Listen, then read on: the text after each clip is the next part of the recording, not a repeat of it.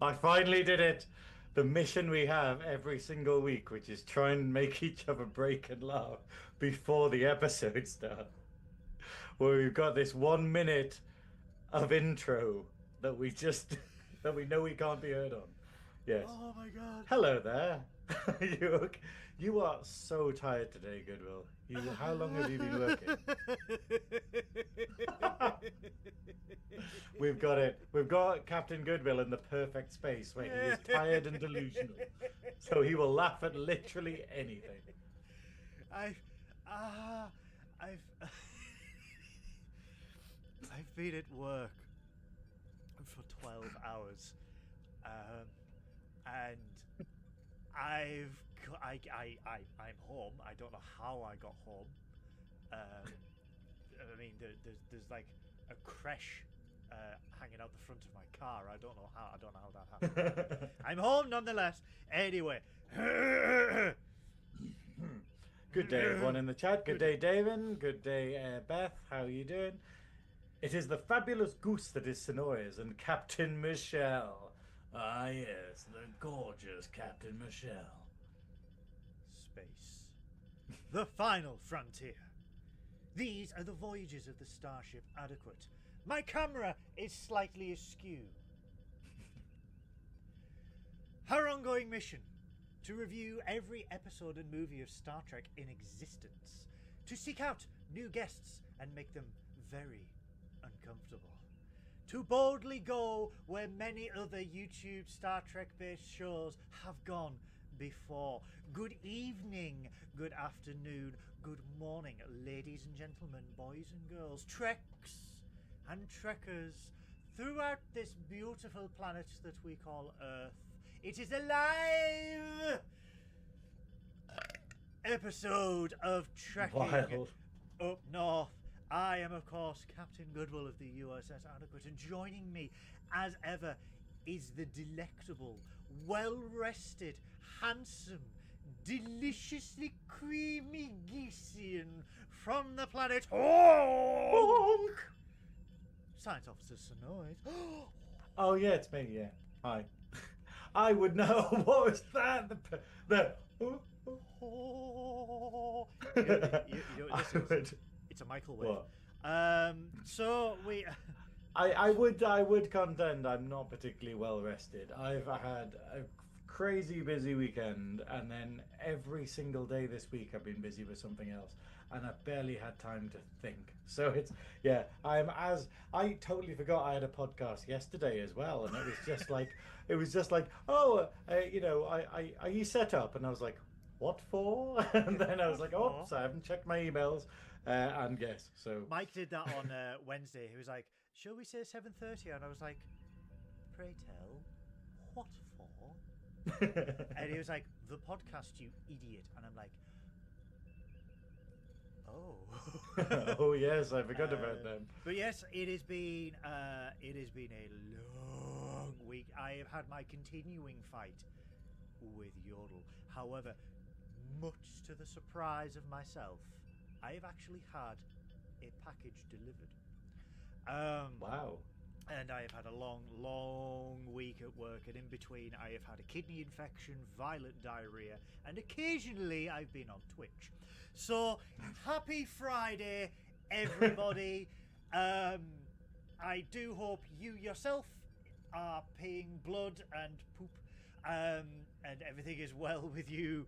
Synoiz is like, I really woke up for this. What a great start to the episode. And even better start. Your sound is really low again.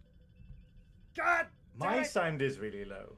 Whose sound is really low? No. I've had a message saying that my sound is really low. Guys, is my microphone really quiet? Need to turn your mic up a little bit, Captain. We can't hear. What is going on? Can you hear me now? It sounds totally fine. Do I sound a little bit better now? Do I sound more well rested? Do I sound more je ne sais quoi? Have I disabled Logitech Hub? Pray tell. Let me have a look.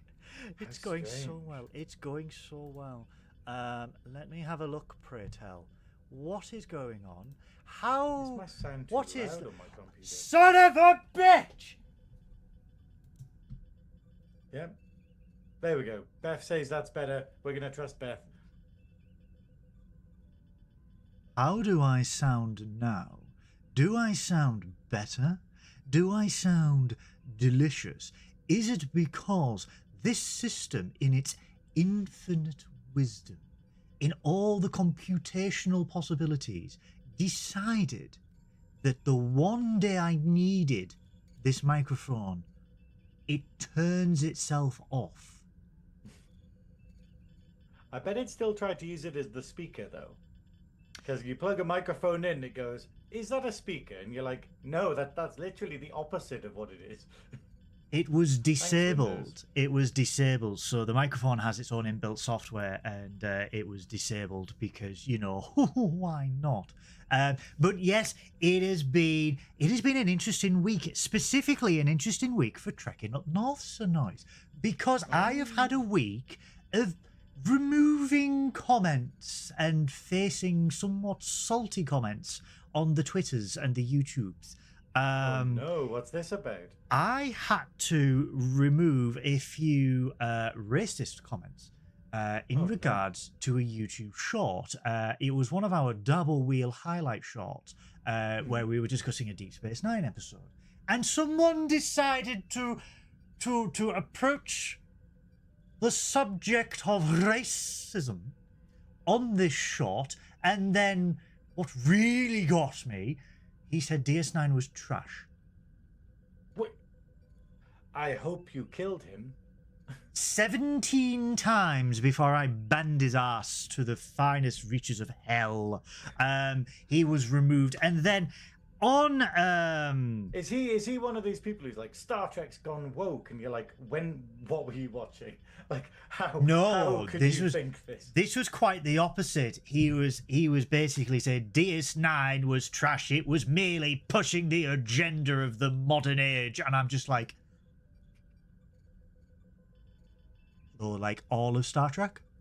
Yeah, like Star Trek, you know, doing what Star Trek does, which is the original series, the Cold War, you know. Racism, inequality, the next generation, war, hunger, famine. Isn't it crazy though when we meet these people who are like sort of like these racist, these like transphobic, these bigoted Star Trek fans, and we're just kind of going like, when did you start watching? Because did you just watch one episode, and luckily it was one of the ones that wasn't woke as all fuck, because that's what Trek is. You know, I'm so just trying to find the comments. You can be a fan and then miss the message so entirely. So that was removed, and then on Twitter. Hey Chuck, welcome to the stream. Hello to everybody in the chat. Hello to the magnificent Canadian shed that is David Jones. I hope you are enjoying Fan Expo. Hello to the Velvet Snarch. Hello to Beth.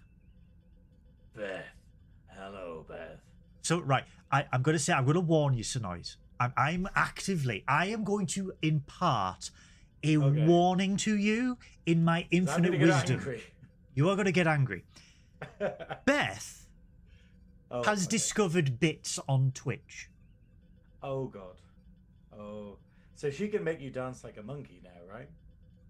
On one hand. For the bits. The delicious On one hand, okay, she has made me incredibly rich when it comes to bits.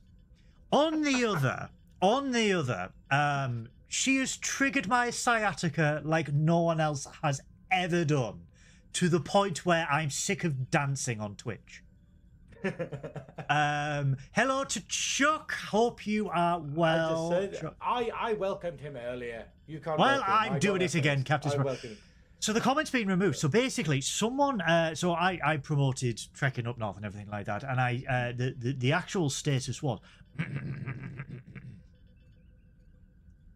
in a unique episode for Star Trek: Strange New Worlds, we see the crew through the lens of a documentary filmmaker in What Is Starfleet. Join Captain Goodwill and Science Officer Synoiz as they review What Is Starfleet. Right? To which someone commented, I disagree. This is not a unique episode of Strange New Worlds, as Battlestar Galactica did this episode. Can you in the chat find what is wrong with his comment? But it's not a unique episode of Star Trek because something that isn't Star Trek did it already. Like, Yes. I'm baffled by that. That's Yes. Yes, he was deliberately trying to argue with me that this was not a unique episode of Strange New Worlds because Battlestar Galactica did it first. That's like saying Coronation Street has canals, but Brookside had them too. It doesn't. Brookside had canals first. That's my quote of the night. You know, it's like The Simpsons did it. I'm like, mm-hmm. And it's this fascinating thing. It's like when people are sort of going, "Oh, musical episodes. Buffy did that first," and you're like, "And other shows can as well." And other shows. Have you heard of Glee? And it's a weird one though. Like, I mean, to be fair though, thank you to this guy. Thank you to this horrible. Thank you. Piece of I shit. found it. I found it. Thank you for the algorithm. The more comments we get on stuff, regardless if they're from idiots. So yeah, so thank you for supporting the channel. I found it. He said, I don't agree that it's unique. The format has been used in many shows. Battlestar Galactica did it before, and better. Yes, but it's still unique to Strange New Worlds. So, right. Yeah, it's like it hasn't been done in Star Trek before. Like it's. Yeah. We had like similar episodes where like people were trying to film stuff and then like, you know, they were getting in the way of things. However, it's not really like probably Jake throughout all of DS9, but it is unique to Strange New Worlds. I do agree. I do agree though that Battlestar Galactica's episode Final Cut from season 2 did it better than this episode. However, the tone of both shows are completely different. So let us, without further ado, get ourselves into this episode of let us review what is Starfleet. This is the first episode of Strange New Worlds without its Strange New Worlds introduction because it is shown completely through the lens of a documentary filmmaker. The aspect ratio is changed from 2 point something by 1 to 16 by 9 because it's a documentary.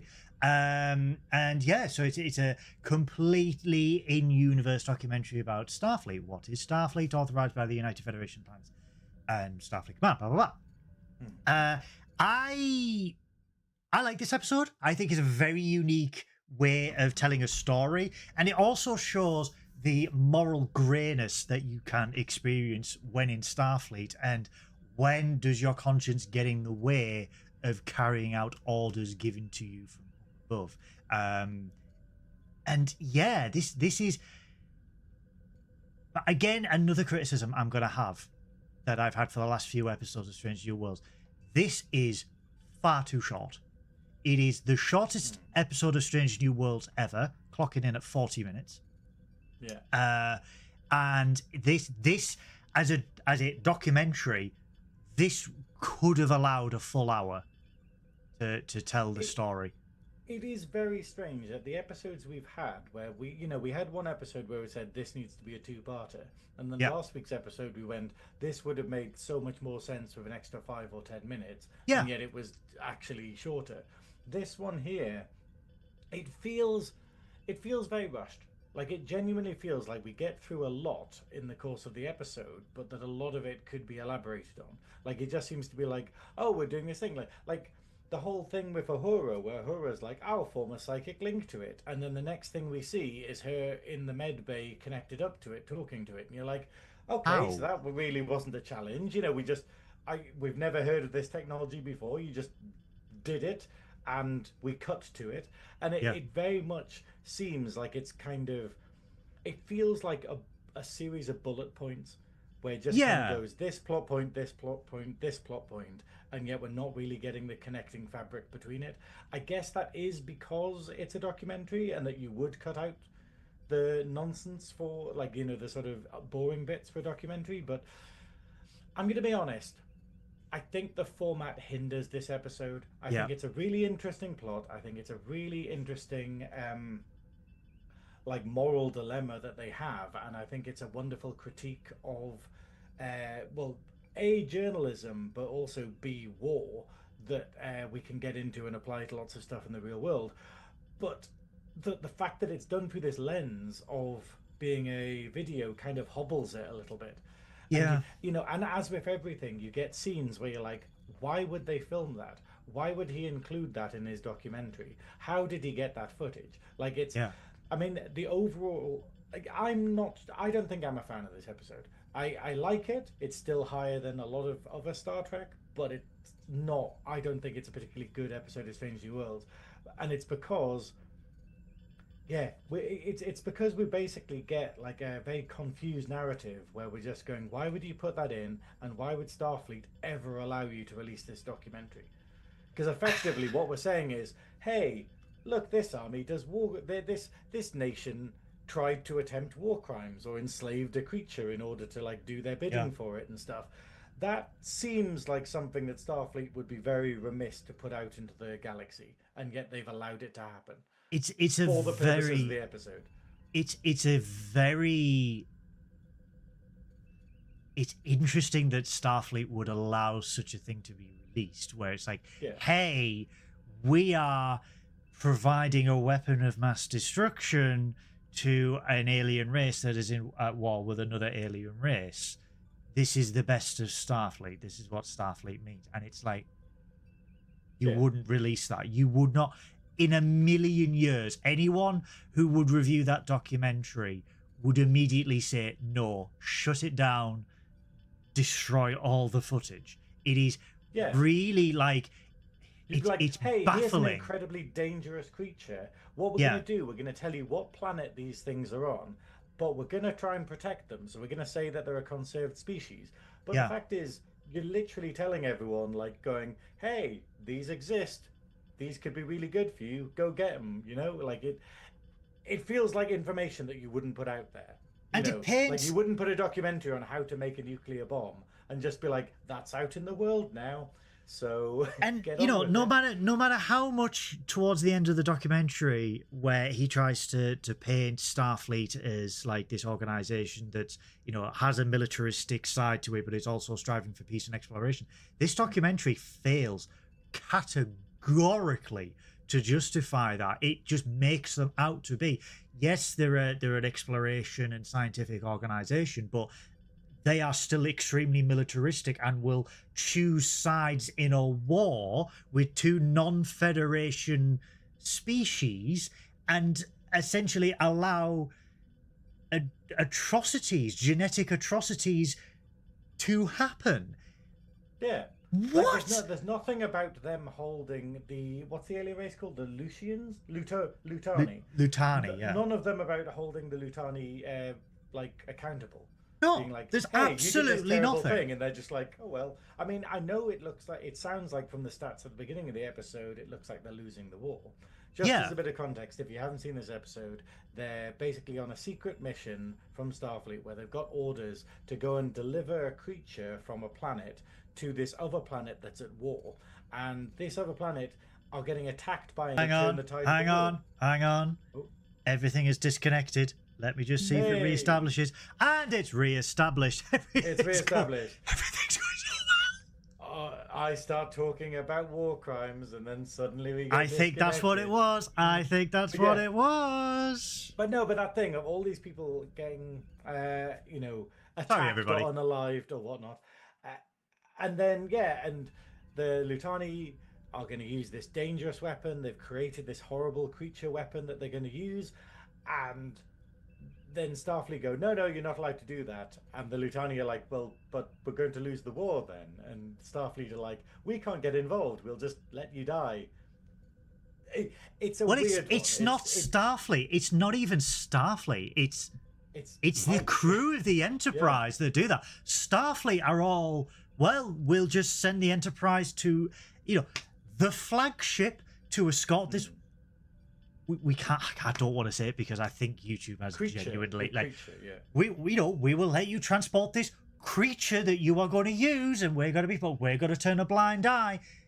Again, no. I think, right, I mean, you've probably not seen it, or you've probably seen it ages ago. I'm going to make a lot of comparisons to Final Cut from Battlestar Galactica, where that was a documentary, but it was a news piece documentary. And I think this would have worked a lot better if Beto was doing a news piece for the Federation News Network, where it was painting the flagship. You know, this is the flagship of the Federation, and this is what they do.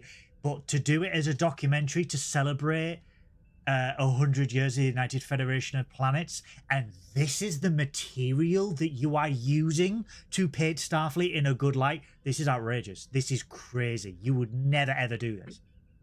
I think the issue is, I'm going to say this episode is hobbled by the format. It's a cool idea to go, hey, it's a documentary, but it's also one of these ones of going, while it did establish in previous episodes, oh yes, he has a camera that follows him around and does this, and that's why he can get these shots from these angles and stuff. Oh, and this is security cam footage. It does a great job of that, but it's also the idea of, how did he edit this? Because it doesn't sound like he got all of the footage together before editing it. It sounds like he started editing it and then changed his mind on the direction. And obviously that's because that's how the episode goes. So so it starts off with him being very negative. Him kind of showing all the members of the crew in the most, like, taking the nastiest thing they said. So basically Spock being like, hey, sometimes you have to kill people. And like Lan being like, hey, yeah, you have to be ready to kill people and stuff like that. And it's, you know, it's how we protect each other. And taking the most horrible things that people say, that is the reality of their job, but very biased journalism to start the episode. And then obviously we get all of the plot and the dilemma. And then at the end, he kind of goes, oh, but we all love each other because Starfleet's great and it does loads of good stuff. And I'm like, if you changed your mind by the time you finished making the documentary, you wouldn't start it that way. Like, I mean, maybe he's trying to make a statement about there's bias in the universe or in the galaxy to Starfleet, but it doesn't come across as that. But he's trying to get people aboard to start with, to go, hey, this is how you're feeling at the moment, like negative things about Starfleet, but actually let me demonstrate that they're actually good people over the course of this documentary. But it doesn't feel that way. And that's not how the episode is done. It's just, that's the problem with these documentary things.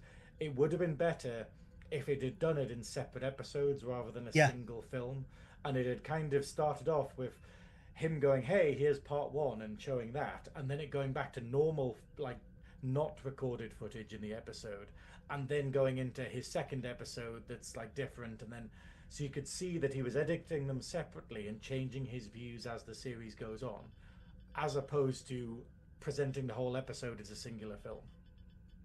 I propose to you this.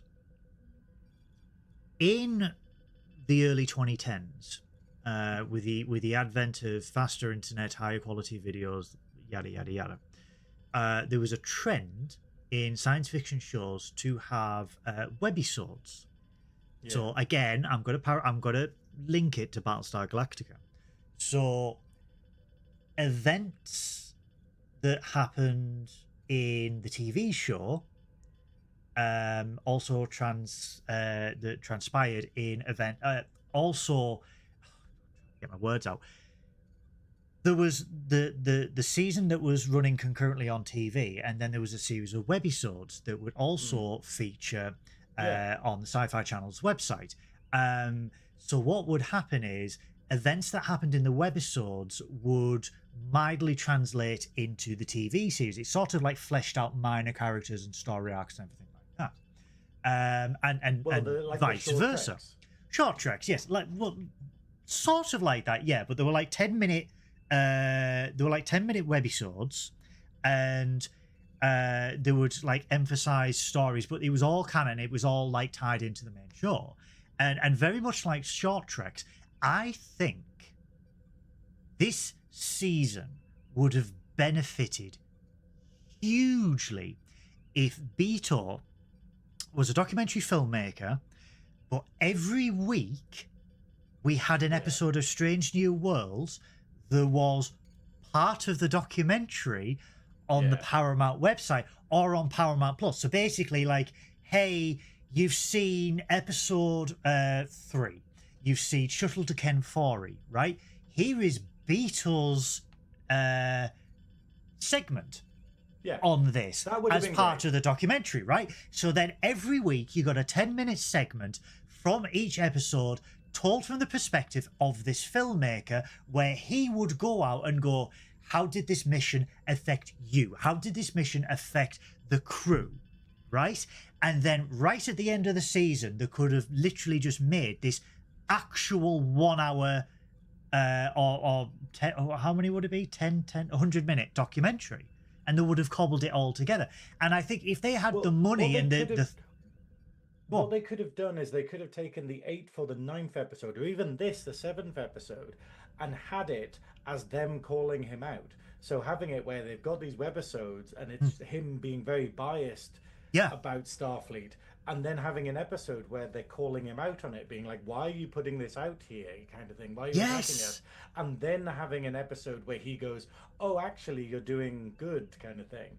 And then that's the plot. And then you can finish doing the webisodes, or you do like the last, couple of accompanying ones. Like, that would have been great. Like, it would have been like almost like a, what do you call it? Where you, I don't know. Where you bring like other elements into your media. So you kind of have supporting elements around stuff like, video games and stuff like that. Anyway, AR media. I think it's augmented reality. Yeah. AR elements and stuff. AR elements. Yeah. But that, I mean, that's what I was. Would have been good. Because you could have had Beetle joining in episode 2, and you could have had them entering this realm, this environment with these prejudices against Starfleet for the reasons that become apparent in the episode, and then see them all, and then, like Synoiz said, they confront him at like episode 8 or episode 7, and then we see during the events of this episode his opinion and his view of Starfleet and the Federation change, and thus the webisodes going forward would have shown the crew in a different light. And do you know what I mean? And I just think it's a lost opportunity that it was to start. Strange New Worlds, right, is very unique in terms of experimentation when it comes to the style of episodes that it uses, as we have seen over the last 2.5 seasons, right? They could have just used the concept of short treks, used the concept of like internet exclusives or Paramount Plus exclusive short videos or something like that to tell Beetle's side of the season, and it wouldn't have cost a huge amount of money. It really wouldn't, and it would have had a nice little documentary at the end of it. Yeah, it's the fact of it would have been character development for Beetle, like outside of it, without needing to spend too much time with him in the actual episodes, at the cost of other characters. Looking at you, Polio and Ortegas, but it's the fact of it. They could have just had like an episode where he goes in going, hey, I'm a biased reporter, I hate Starfleet, and then Starfleet's like, look, just spend some time with one of our crews, report on it, and you'll see that what we do is good work. And have that as like an out in the open, he is biased, and then we kind of see things that way. And it would be great because we get to see a mirror up to our characters in these other episodes where we just go, why the hell did they make that decision? Like the idea, like like a Spock doing a mind meld with the Gorn in episode 2. Like surely there's a question of going like, that's a bit unwise, isn't it? Why are we doing these crazy things? Like why are we sort of risking our lives for like the sake of one person and stuff? There's so much you could have done with it, but he could have. This could have been an amazing opportunity to develop the crew of the Enterprise, to explore these characters and the new characters that we had a little bit more. The bartender, the nurse that died. It could also be like Lower Decks, like the episode Lower Decks, not the show. Yeah. Where you get to see what our favorite characters are like to someone else. Because that was the best bit of that episode, was the idea of going, we all know Riker because all the characters that we usually see in the episode get on with Riker. They're his friends and stuff. But then the lower crewmen, where you just go, oh, he's a bit of a dick to them, kind of thing. Like he's really sort of like patronizing and stuff to them. It would have been nice to kind of see what's La'an like to a general ensign or whatever. Like, is Uhura nice to everyone, or is she a bit like short with sort of people she doesn't know, kind of thing? You could have developed our characters from that different angle through the documentary. I think it would have been so much better. It just feels like this feels like a lost opportunity because the episode is hobbled by the format that they went for.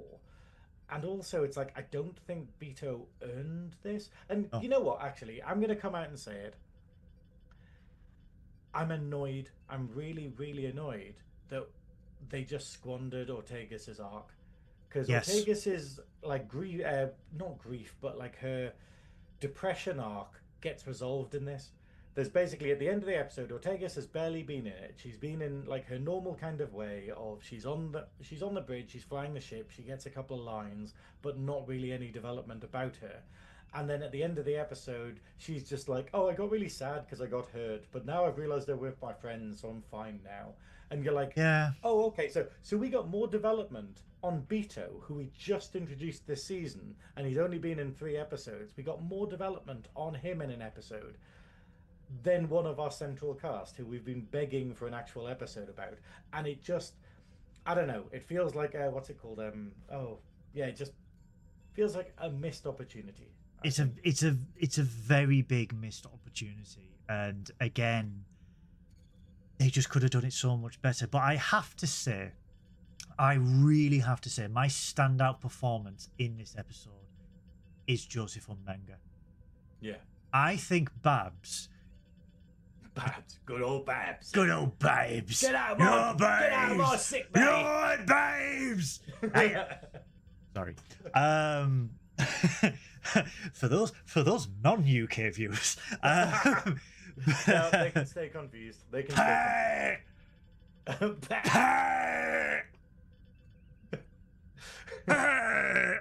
You're not my captain. Yes, you're not my captain. Yes, I am. I'm sure if you know anything about EastEnders and Coronation Street and whatnot, this is still not very funny.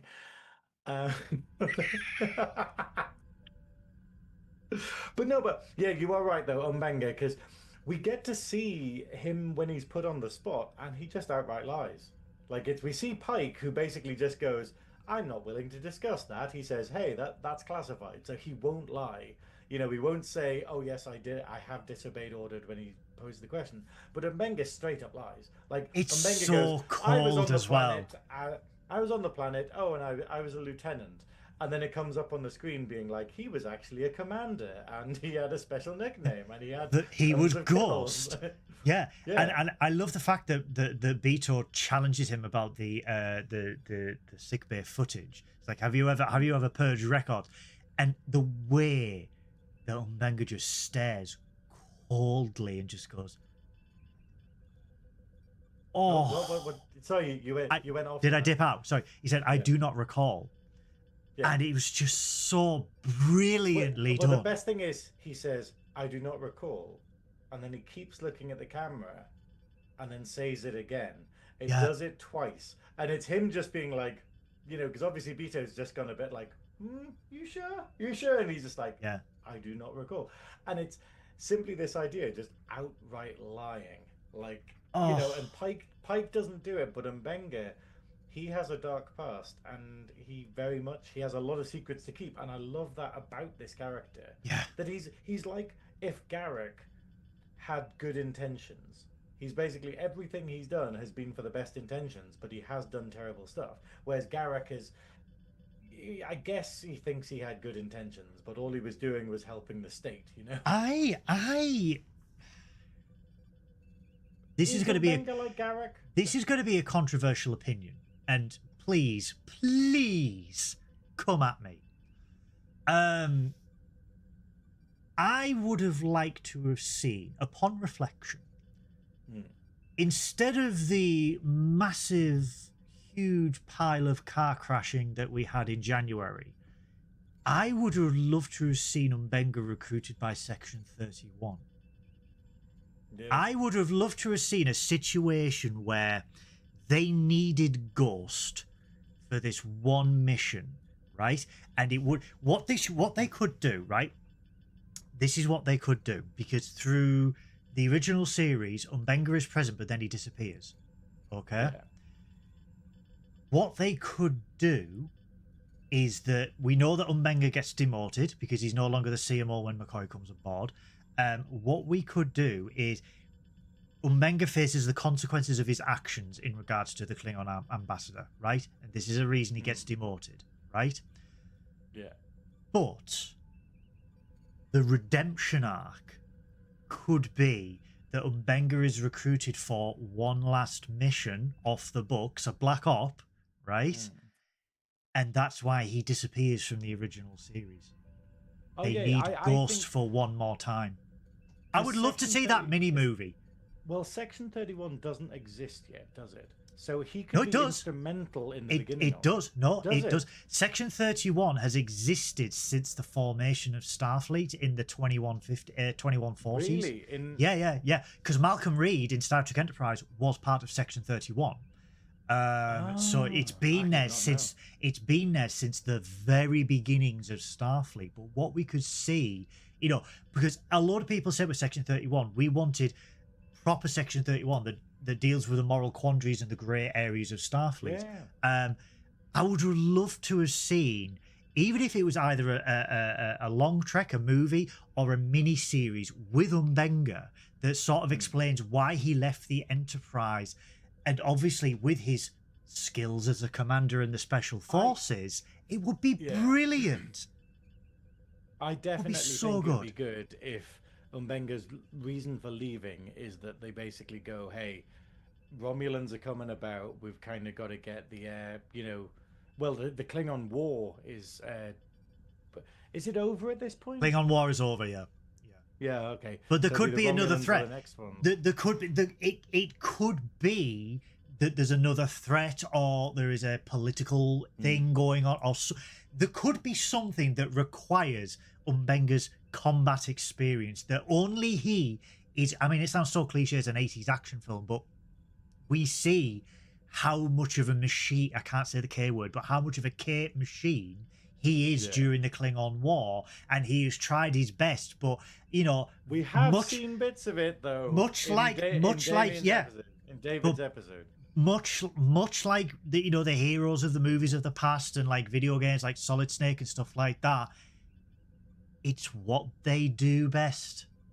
It is what they do, and that only Umbenga can do. I just would love to see that, because it would resolve Umbenga's character. And I mean, the reason why I say it is they could set it a few years down the line, and that's why he leaves the Enterprise. If they do establish Star Trek Year One with Kirk, which has been pitched at Paramount, and we get Kirk, Spock, McCoy, blah blah blah blah blah, and then that's all done and dusted, years down the line we could have that Umbenga spin-off miniseries. I think it would be brilliant. I think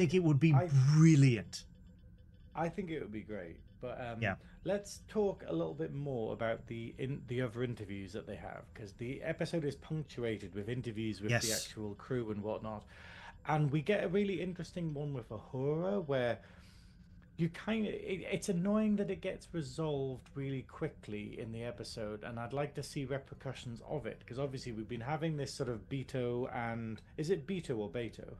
Beto. We've been seeing this fledgling relationship between Uhura and Beto, and he messes it up by basically putting his journalism first. So we get to see interviews with him and Uhura where he's, Uhura's being very open to him, and then he drops a horrible bombshell where he basically she's talking about like her old friend from Starfleet Academy and whatnot, and how they got on really well and whatnot and stuff. And then Beto basically goes like, oh yeah, she was on the Cayuga. And then suddenly Uhura just kind of goes, what? She went down with a Cayuga. And it's this horrible way on camera of dropping terrible news that Uhura obviously doesn't realize. So she obviously has a pause and gets emotional. And Yeah, and you kind of realize that he's a bit of a cold bastard. And we see later scenes where he's basically secretly filming. And then when she Yeah, catches him and just goes, "Hey, are you filming?" He's like, "Well, yeah, of course, we've got to get on it." And it's a very personal, a very sort of like private yeah, conversation, and he's yeah. still filming it. And and then they have a resolution. She gets angry at him, but they have a resolution later where she's just like, "Hey, this is the reality of stuff," and kind of storms off. But that they seem to patch things up. Like, he doesn't seem to have any consequences of the idea of like to her, it seems like he's been trying to get on with her in order to have like an insider, like so that she'll spill her guts. He's And I don't using think her. that's the case, but I don't think he is using her. But the fact is, it very much comes across that way, and I think Yeah. she forgives him really quickly. I'd much prefer if they continue it in the other episodes of her just not quite being over it. I mean, it shows Uhura's massive level of maturity, but I agree with you where there Or there should immaturity be. if she's so willing to trust. Well, yeah, exactly, and there should be consequences for his actions. And let's be honest, he did betray her in this episode by secretly filming her, and after she'd spilled the guts about how she misses her family and how this the photo of her family means so much to her, and she was not really close to anyone at the academy, but she was only close to one person, and he's like, oh yeah, she died on the Cayuga. And it's Yeah. like, and he's doing it to provoke a reaction on camera. He's doing it to get that emotional take on camera, and it's a dick move. Would you It is do a that to huge someone dick you actually move. cared about? Yeah, exactly. Like, are you using her to provoke these emotional reactions, or are you just stupid? Like, are you just literally putting your journalism first, your filmmaking first, above all else, above human compassion? Yeah, and he does that, and he triggers the other crewmates by asking them like questions that are very uncomfortable, like asking Umbenga about sort of how many people he's killed, or his military record, or whether he deleted footage in Medbay and stuff, because obviously we remember he deleted the footage from when his daughter was there Yeah, in yeah, season one exactly. and whatnot. So it's definitely something he's done, but it's this idea of I like, though, that it kind of presents this, but it's a shame that this character hasn't really been built that way. I would have much preferred the character to be a more antagonistic character, or a more sort of difficult character, where they've been really nice. But I guess maybe that's the thing. Maybe we get sort of wolves in sheep's clothing, where they're really nice and stuff, but then they will sell you down the river. He, Because the, because the, I think it's a nice commentary on reporters in this, yeah, because you've got it where it's the fact of the reason why he's antagonistic to Starfleet is because he thinks that they're doing wrong. He thinks that they have moral issues, that they are not the good organization that they think they are. Was that he's doing horrible morally questionable things. And it's this like, idea of going, hang on, so you've become the monster to expose the monster. It seems that odd thing of going, hang on, it's all shades of grey, but I don't think he realizes it. I I deeply apologize to everyone watching live. Mm-hmm. I don't know what YouTube is doing, but it Has it is turned off again? doing it keeps dropping and reconnecting. I do apologize.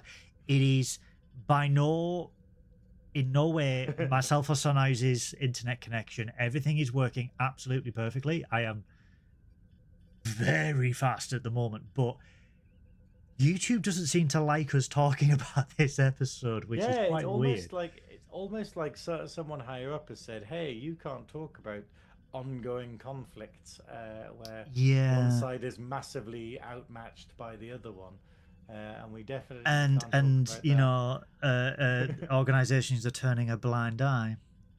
But yeah, the problem with Beto is he hasn't earned the persona that he is given in this episode.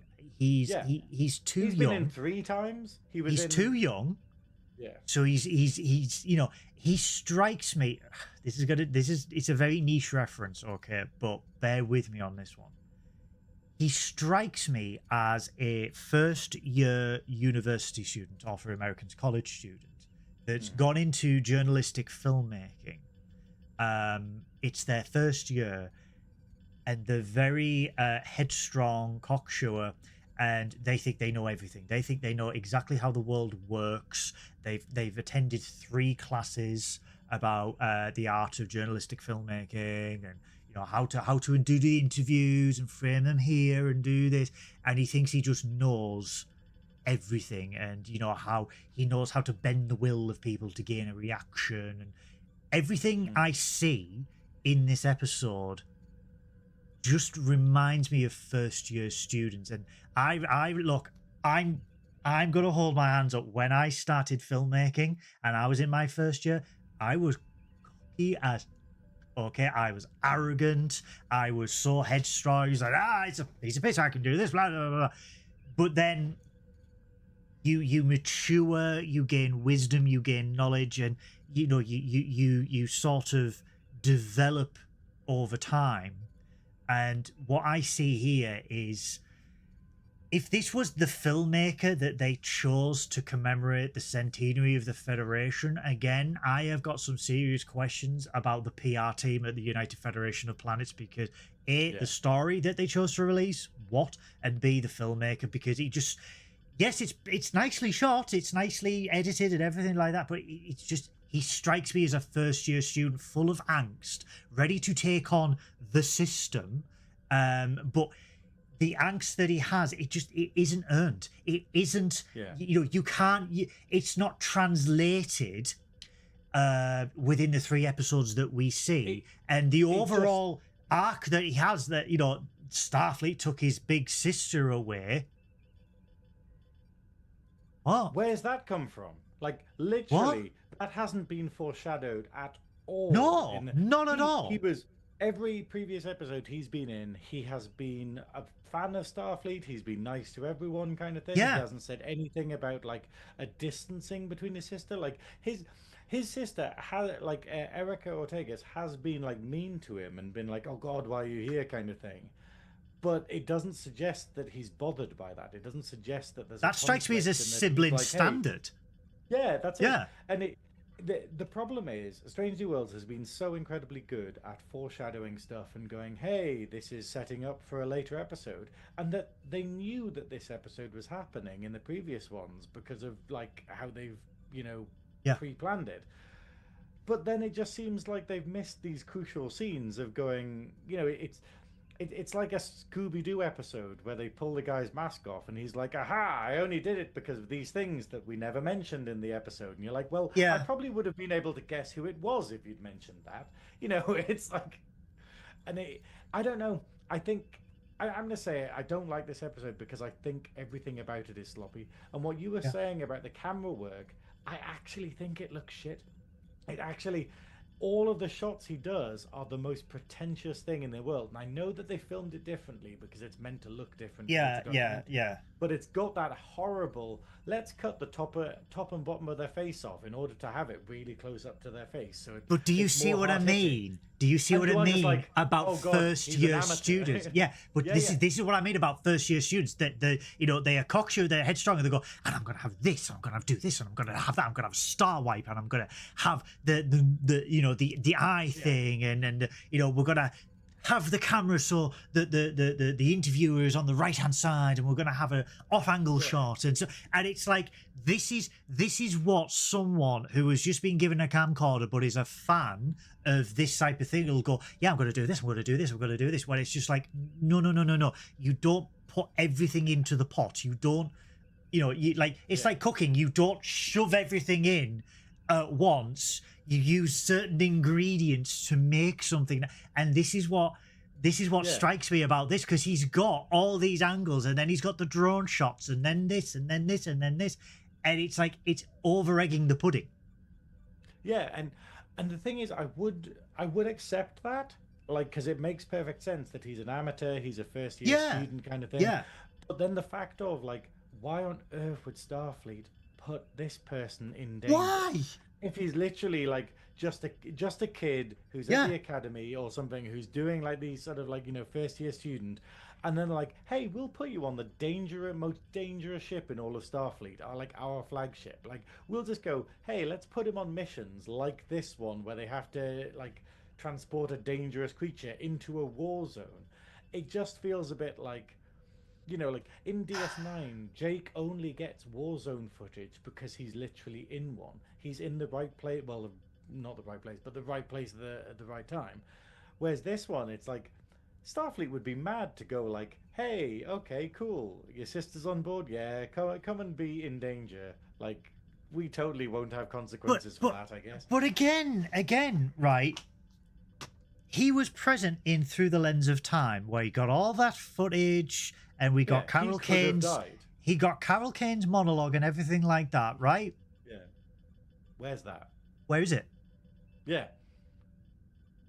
This is why I think the huge misstep that they have made is that it's a documentary filmmaker. It should have been a news journalist. He should have been a journalist. There should have been someone else with him. Okay, so there should have been an actual journalist from the Federation News Network, right? He's come on board as the camera guy and the producer, right? He volunteered because it's Erica Ortega's. That's where she is. He volunteered because his sister is there. He's used his connections to get on board the Federation flagship, and he's got an ulterior motive to do that. That would have played a lot better. And like I said, we would have got Through the Lens of Time footage. We would have got Shuttle Kenfori footage. We would have got all the other stuff added on to that. But instead, they've sort of like taken this concept and done, no, all that, yeah, forget about it. He was actually doing this documentary about this mission with the crew at the time. And it's like, so why was he on the planet recording then? Why was he at the wedding? Why was he doing this? Why was he doing that? And it's like, it would be far better if, like we said earlier, there was a little mini series alongside this one. Yeah. Because then you could reflect every episode and then have a full episode going, actually, we're going to go into how his process for making the documentaries is. Yeah. That would have been far better. Okay, we need to move on because there's lots to cover. Okay, let's talk about the creature. So, it's a really interesting one. This, like, have we had stuff like this? Like, we've what was the thing called in TNG? What's it? The Tin Man. Tin Man. That's it. The Tin Man. That's what it reminded me of. Yeah, and it's take the journalistic framework out of this episode. This would have been a brilliant episode of Strange New Worlds where the crew has to deal with the moral quandaries of obeying Starfleet orders to deliver this creature to the what were they called? Lutani, right? This would have been a huge episode to get into those moral quandaries and dilemmas that the crew would have faced. What is Pike's opinion? Does Pike's opinion align with Una's opinion? Does that align with the rest of the crew? Do people refuse to carry out the orders? You could have had, you could have had someone like, there could have been a great dynamic episode where Pike has got these orders. He's not happy about it, but he is a Starfleet captain and he will carry out these orders because that is what he does. But then you've got Una going, do you know what? No, I don't agree with this. I think it's completely against the code of Starfleet, completely against the Federation, and I will not stand by and let this happen. This is against my core principles, right? And they could have had, like, not a mutiny, but it could have been a great quandary episode where you've got the first officer going up against the captain and Starfleet about this. We get none of that. We get absolutely none of that because of the framework that they've installed within this episode. But I just think it just would have been so great to see that, to see Spock's opinion on it, to see Uhura's opinion on it, Ortega's. It just would have been. If they'd had more time for it to breathe, because obviously, because what we see is that they basically go, hey, we've got orders to go and collect a creature from this planet and then deliver it to this other planet that is currently being attacked, that is literally a war zone. And obviously Beto's there to go, hey, that seems a bit weird that you're going to deliver a creature into a war zone. Like, why would that be a mission? And obviously Uhura's like, oh, I don't know, I didn't think about that. That's that's above my pay grade kind of thing. And it's to demonstrate the whole them not questioning orders, and that if Starfleet is wrong, then everyone just follows blindly, Yeah, and then him kind of going, hey, that's what happens. yeah, Everyone follows Starfleet is bad, and everyone follows their orders, blindly, and that's how my sister got hurt. And he realizes over the course of this episode that it's not the case. So it kind of works in that fashion. But I think it would have been better to have them get the creature. It all goes perfectly fine. They're transporting it. They're going, I wonder why they're doing this. Oh, maybe it's a peace thing. Like maybe they're going to hand it over as a gift or something and try and stop the war or something like that.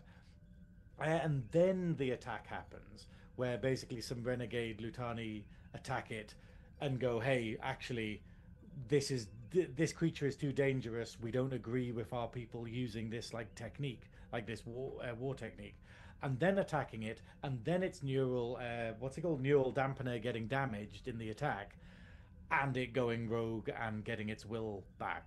yeah. That would have been better, and then them just going, oh, okay, we were halfway through the mission, but now we've kind of got to go. Hang on, like, do we want to keep doing It would this? have been Like, classic Trek. Yeah, it would have been classic Trek. Like Spock is hypersensitive to the creature in this episode, and it could have like that. Like he could have been feeling these feelings. He could have had residual emotions coming through. Before it got attacked, he could have been getting really angry, violent feelings and being like, where are these coming from? Why am I getting so violent? It could have been a Spock episode.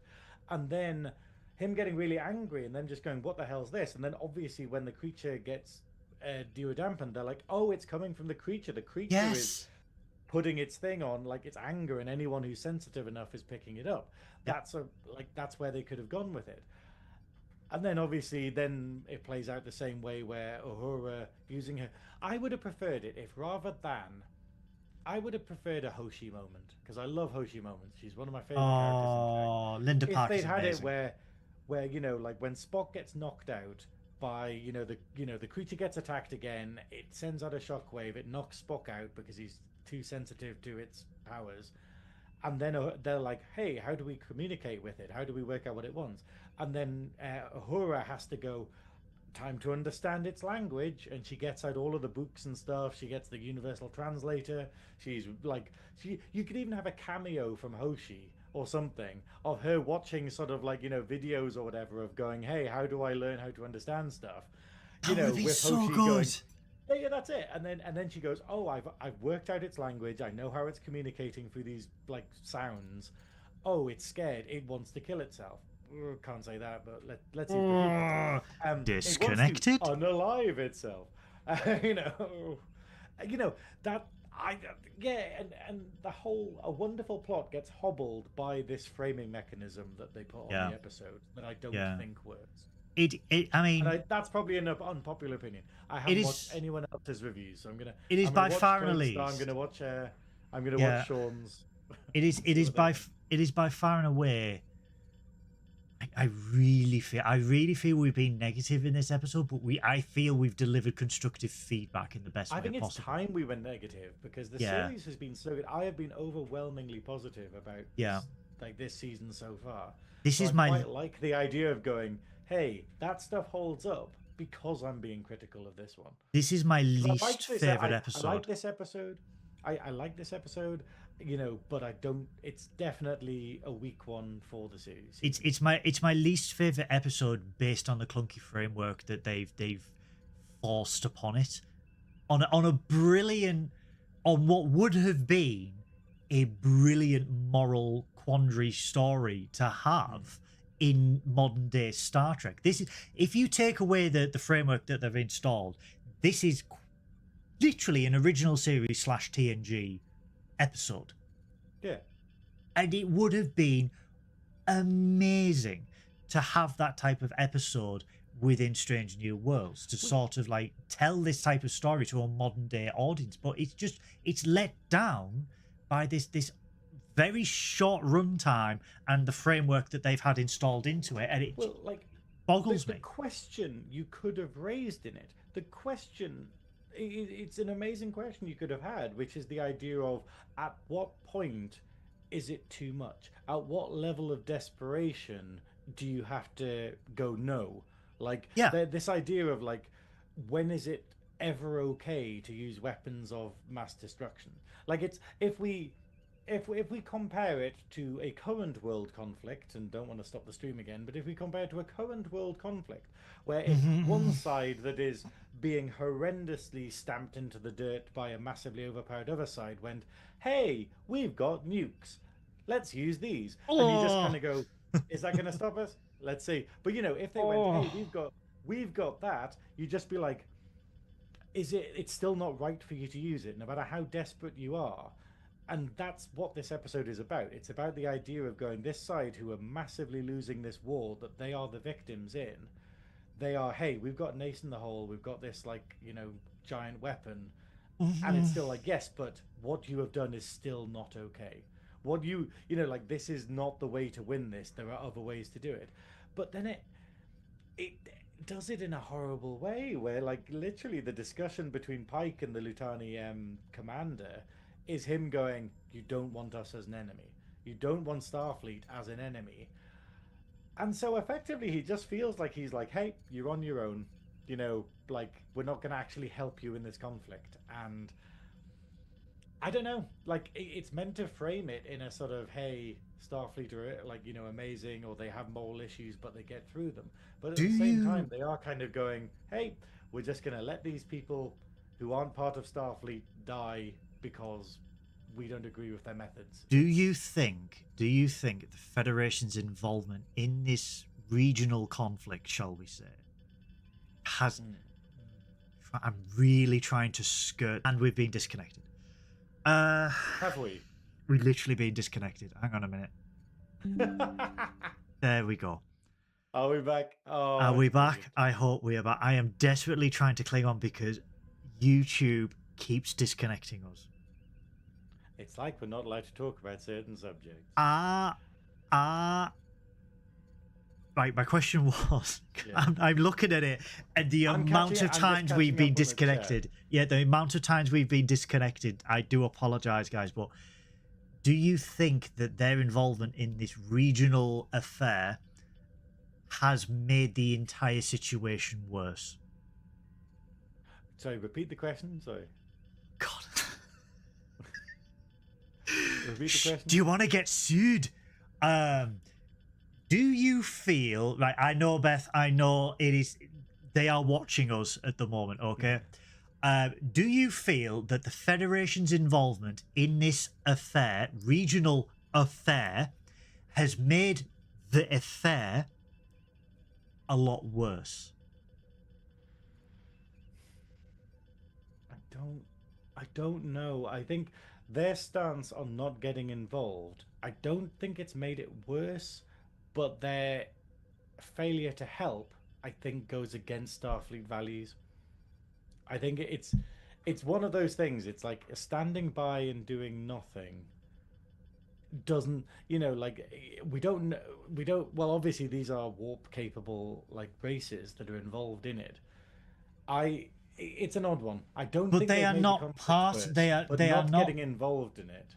But they are not part of the Federation. They are not part of the Federation. And what's also interesting, I'm just checking my emails from YouTube just in case. What is interesting is we only get one side of the story. Yeah. In this conflict, we never even see a Khazar. We don't get the aggressor's side. Yeah, we don't get the aggressor's side. Why they are doing this?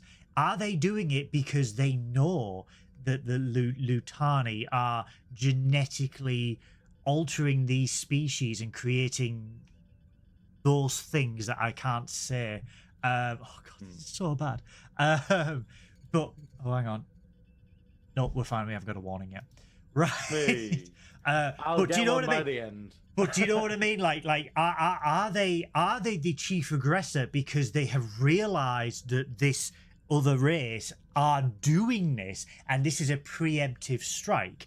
What is the overall? And I feel that the Federation would be that if this was Picard in the Enterprise D, right? If this was Picard in the Enterprise D, it would be. Do you remember that episode? It was an early season episode. I think it was season 1. We had a second contact version of it in Lower Decks, where you had one alien race that was completely dependent and stuff like that. They could have used that story technique in this episode. They could have done it so well. They could have said, hey, we're transporting this creature because the Lutani are absolutely desperate. Millions have been unalived and this. And then they realize that this alien has been monstrously altered against its will. And then the Khazar go, this is why we are doing what we are doing, because they are breeding armies of these. This is what I was going to say. I was going to pose to you of what if... oh God, how to say this without Steve's... Very, very carefully. Okay. What if Beto represented a large, say, English media corporation? Oh God! That was reporting from one particular side, and that maybe the Lutani are actually the aggressors in this, and that maybe shields failing aren't as high as they could be. Shields failing. I'm gonna create a new scene that just has red alerts everywhere. But what if that was the situation? What if it was the idea of like what Beto's, because we're seeing Beto as like a sort of like a, what do you call it, guerrilla journalism or whatnot. Guerrilla journalist, yeah. Yeah, he's like the person being like, hey, this is what's really happening, and I want to, I'm going to go against the status quo. What if he actually represents the establishment view kind of thing, and that they're kind of going, no, the Lutanis need this weapon because they need to do like this thing. Sorry, I don't know. I'm looking at my framework. I'm looking at my framework right now. Bear with me. I'm just going to install this just in case. Keep talking. I'm just going to install this just in case. Okay, I'm gonna go over the chat. Can you still hear us? Yeah, hopefully, you can still hear us. Yeah, okay. I'm just trying to move. Access denied. There we go. I love what Peach has said in the chat, where basically Peach started watching the episode, and then there was a voiceover on it describing every single bit, like exactly what was happening in every scene and everyone's movement, and it was describing all of them. And then they were like, "Oh, what an interesting style for the actual show." And then what we had afterwards, what an interesting style for the show, and then. And then after she watched another show and the same thing happened, and she realized that actually one of the kids had knocked the remote and put on audio description for the thing. So she hasn't watched the episode as it was intended at all. But yeah. Okay. New layout, guys. Okay, we are on full red alert mode now. But yes. We're on. Yeah. Mm-hmm. Yes. Yes, we're still here. Yeah. But yeah, so it just could have been done so much better. I think the run times let it down. I think the narrative framework has let it down. I think the story could have been brilliant on its own. I think, in universe questions about why the Federation would release such a documentary. I think the only way that they could save this, is if after this there is an outcry from the Federation population. That's the only thing I could think of to be like, hey, this documentary got released and it shows that Starfleet was aiding and abetting an aggressor. Why are we doing this? What right do we have? Do you know what I mean? And something like that. I don't know. Haven't we had episodes like that before though, where it's told in flashbacks, where basically we start off the episode with someone in trouble, like like, oh, Starfleet's in trouble, or something came out and everyone's like being nacked for it, and that the episode is basically like, well, actually here's what really happened, and it's people explaining it and they're going to flashbacks. I think we've had episodes like that before, but they're also, I think it'd be difficult to do a plot as complex as this one in that format. I don't know. I think the format just kind of hobbles it, I think. But it's But I think it's kind of horrible, the creature of what they did to it, because basically this is a huge creature and it looks amazing. It I looks mean, absolutely amazing. do you know, it I reminded me of really like Nope. it. It reminded me of Oh Jordan yeah, Peele's yeah. Nope. Yeah, yeah. But yeah, no, it very much did that. And I love it, but it's the fact of this is a creature that has a very powerful psychic blast kind of thing, but also can like do like a radiation burst Yeah, it that emits a basically high just level of radiation. Yeah. destroys anything around it when it gets angry. And it is it's absolutely brilliant. But what they've done is the Lutani have like altered it. They've surgically altered it in order for it to be enslaved, in order to maximize its aggression, and then put a neural dampener on it so that they can actually psychically control it, and then use it as a weapon of war. And basically go, hey, cool. We've got it hidden on this planet. We're going to basically take it over here and then win the war with it. It's a bit like the what are they called? The giant monsters from what is it like Nausicaa, Studio Ghibli's Nausicaa, like the just this Right. big thing that's bred to be a weapon or has been made to be a weapon by the people in charge. But over the course of the thing, after speaking to it, we find out that it actually has children. This is actually a mother. And on the planet, it basically is asking about, hey, if, like, make sure, look after my children, they're unaltered and whatnot. And that's why Starfleet go, hey, cool, we're going to have to put up a flag. We'll put out a buoy on the around the planet saying, don't come here. There's things that would be very valuable militarily. Which seems like a Insane. terrible thing to put in a documentary, but Insane. I mean, it's really sad, like this creature, and it does raise the question of no matter how badly you're losing the war, what lengths are you allowed to go to, and that's the moral issue, and it doesn't go into it. The episode No. doesn't go into that question at all, and No. because that's the thing, it's like like we look back on World War Two, Yeah. and the use of the nuke, Oh, and we're just going, stop trying to get us cancelled, Synoiz. Stop it. hey, they love it, but and the use of that particular weapon, Oh, and we just go like, was it justified? But then we kind of realize that the war probably wouldn't have finished without it. yeah. Like, that thing where you just go like, was it necessary? It's their ultimate weapon. Yeah. Yeah, and you just kind of go like this is the thing where it's like the idea of going, would this weapon save the Lutani or would it save the Khazar if they used it? Like, it would end the war and they would survive, rather than let it go on and then go, hey, actually now the Lutani are totally gone, like, or the Khazar are totally gone. It's that idea of going like, and is that a thing that Starfleet has the right to decide? Hey, Chris. I absolutely agree. Chris is on his way to Trek to Orlando, ST Orlando. Hey. You lucky muffin, you. We've been cancelled twice, so. When we were on the way to STLV, like when we were there, it had a signboard of signpost of all of the different American Star Trek conventions. I was like, "There's more." Have you, Chris? Have you ever been to Orlando Airport? It's an education. I admittedly liked it because it was my first taste of American food. I immediately went to where was that place I went to, and I quite liked it because it had like really nice fries and it did like hot dogs and stuff. It had a weird name, and it was commercial as all hell, but it was like everything had squirty cheese sauce on it and stuff. And we went to IHOP. I can't remember where. No, it was.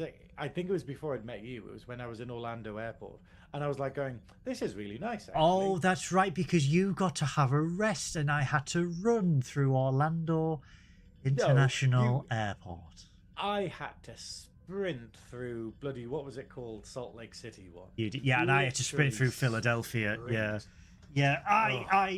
I did not appreciate. My clothes didn't dry for 6 days after that. Do you know that? Well, for moistness. I sweated that much on that 24.1 hour journey, right? Non-stop, 24.1 hour journey to Las Vegas, which is insane. I sweated so much, right? That, I mean, they can't call me Prince Andrew. They were sat in the corner of the room, and for 6 days they didn't dry. For 6 days. Considering how hot, Vegas is as well. Yeah, like I journeyed through the 2 hottest locations in America in summer, running with a leather jacket, a heavy backpack, and a carry-on. Anyway, but it's been a few years since I've been to that airport. Trust me, it looks like it's been a few years as well. But I will say I did like it. I did like Orlando, but then again, it was my first taste of America, so I was like, oh, this is interesting. I need to go to a few more airports because that was in Salt Lake City Airport was amazing for the 5 seconds I saw it sprinting like across like a lobby. But I was like, oh, this is very fancy. I've got to admit, I've got to admit, not one cheesesteak place in Philadelphia's airport. Really? One cheesesteak place. I was disgusted. In the 38 seconds, I enjoyed that airport immensely. There was not one cheesesteak. But no. But yeah, I think this episode could have been improved a lot. Battelle there for 2 scenes as well. The introduction of square food. She didn't say anything. She was just there. She was just in the background while they were having a party. The introduction of square food made a debut as well from the original series. But yeah, I mean, I personally think my standout performance in the entire episode was Mbenga. I think he was absolutely cold, emotionless in that interview, and I think he just nailed it. But do you know who he reminded me of? And that dude on YouTube's going to hate me. Cisco. Yeah. And that dude that I had to remove and block from YouTube will probably hate me for that, and I don't care because DS9 is not trash. I think that's it, and it's interesting that they're both characters that are people of color, and yet they still have that, they still have that sort of similarity in their character where they've kind of gone like, do you think it's deliberate that they were like, hey, actually that worked that time? Maybe I don't think so. I don't think so. I think they played the character of Mbenga very originally, very like he's the doctor who's the CMO, and then they thoroughly fleshed him out as this like battle-hardened veteran of the Klingon War that has a very dark past, and I think it plays to Babs's ability extremely well. He's babes. I just keep laughing every time we say babes. But it plays to his abilities very well. Like, because everyone jokes that like he whispers when he talks and he's very silent and very cool, but there is a reason why he is like that, and the war changed him, and I just love it. I love that character. And Chris, the episode was meh. I have not been impressed with this season so far. Wow. Honestly, Chris, if you have the time, go back to the beginning of this episode and listen to the pitches that we have to A, improve this episode, and B, the Mbenga spin-off that we have just literally developed and are waiting for Paramount to call us on right now. Now they'll be like, hey, should we piss some money up a wall and do another bloody Kelvin universe one? No, we'll just get Jamie Lee Curtis for 5 seconds. It annoys me. Like this is the thing. When my brother was visiting a couple of weeks ago, I was like, you should watch the Section 31 movie and tell me what you think of it and stuff. And he's like, why would I waste time doing that? Because he's like, I know it's terrible. Your brother's got common sense. I'm just, but it was a thing, and I was like, yeah, but it's so bad that it's interesting to talk about how bad it is. I like analyzing a car crash, but it's the fact of like he's just like, I think I'll just save those two. But then again, he watched that War of the Worlds film that's just come out on Amazon. I was about to say now, like, this is the biggest waste of hours I've had in a long while. The War of the Worlds movie on Amazon reminds me of this is going to be, again, I'm full of niche references, but there used to be 2 PlayStation 1 games on PC games called Soviet Strike and Nuclear Strike. okay? And they had a lot of what was called FMVs, which were like videos on the CD. No, anyone who's watching this who is so young that they don't know what an FMV is, you've missed out. You've missed out. But it was full of FMVs, and this is what War of the Worlds reminded me of. Like some dude at a PC just watching these like little clips on a PlayStation 1. But Star Trek Section 31 is, I would love to do an autopsy on that film from a production standpoint. I would love to systematically. We have done an autopsy of it. But I would love to systematically. I would love to get a editor. I would love to get a sound guy and a cinematographer. Right. I would love to sit them down and go. I tell you, I propose this. Right. Section 31, Trekkin commentary. Where we watch the movie and we have audio commentary all the way through, where we sit with professionals and we go, like, talk me through this scene. Talk me through this. Why the 57 crash zooms? Why the 360 degrees? What? And do you know what really infuriated me this week? Star Trek.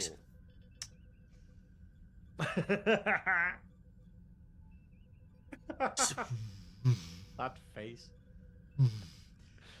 He loves Yodel. They're his favorite delivery company. It's like having a sub-dom relationship. Paramount released a TikTok and Instagram reel explaining the behind the scenes craft of the sound engineering of Section 31. And I sat there and I went, for 20 minutes in the world premiere, no one knew what was going on because no one could hear the dialogue of what was going on, because you mixed the sound so badly, so horrendously. Yeah. That's all it sounded like. That's all it sounded like. It's genuinely that everything about the film is terrible, but especially the sound, because it was. I don't know if I have an old television or something, but I remember watching it and then it being one of those movies exactly like the J.J. Abrams Star Trek movies, where you're just going, time to turn it down again.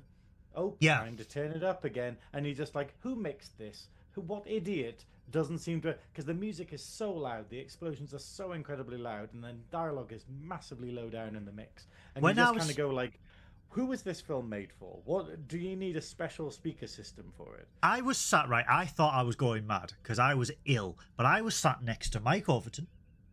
Lovey alert! Lovey alert! Hang on! Lovey alert!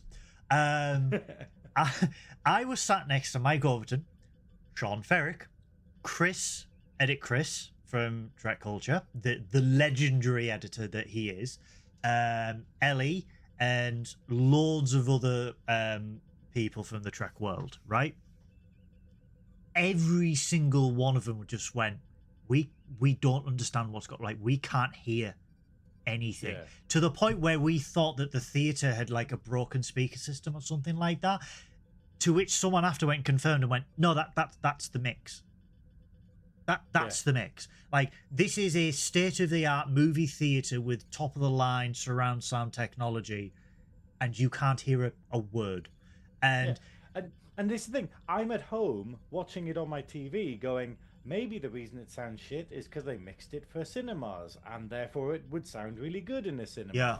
And then for you to go, nope, we watched it in a cinema. Worse. It was still wank. It was worse. Like, I have never watched a film and then gone to the cinema and watched a film and have the audio be far worse than it would be on a television, which is just, it's insane to me. But I've noticed this. There's been a few instances with Strange New Worlds where the mixing has been off, and I have wondered if it was my sound setup down. Now, my sound setup downstairs is exactly the same as my office here, right? Yeah. Perfectly balanced. Everything is exactly the same, right?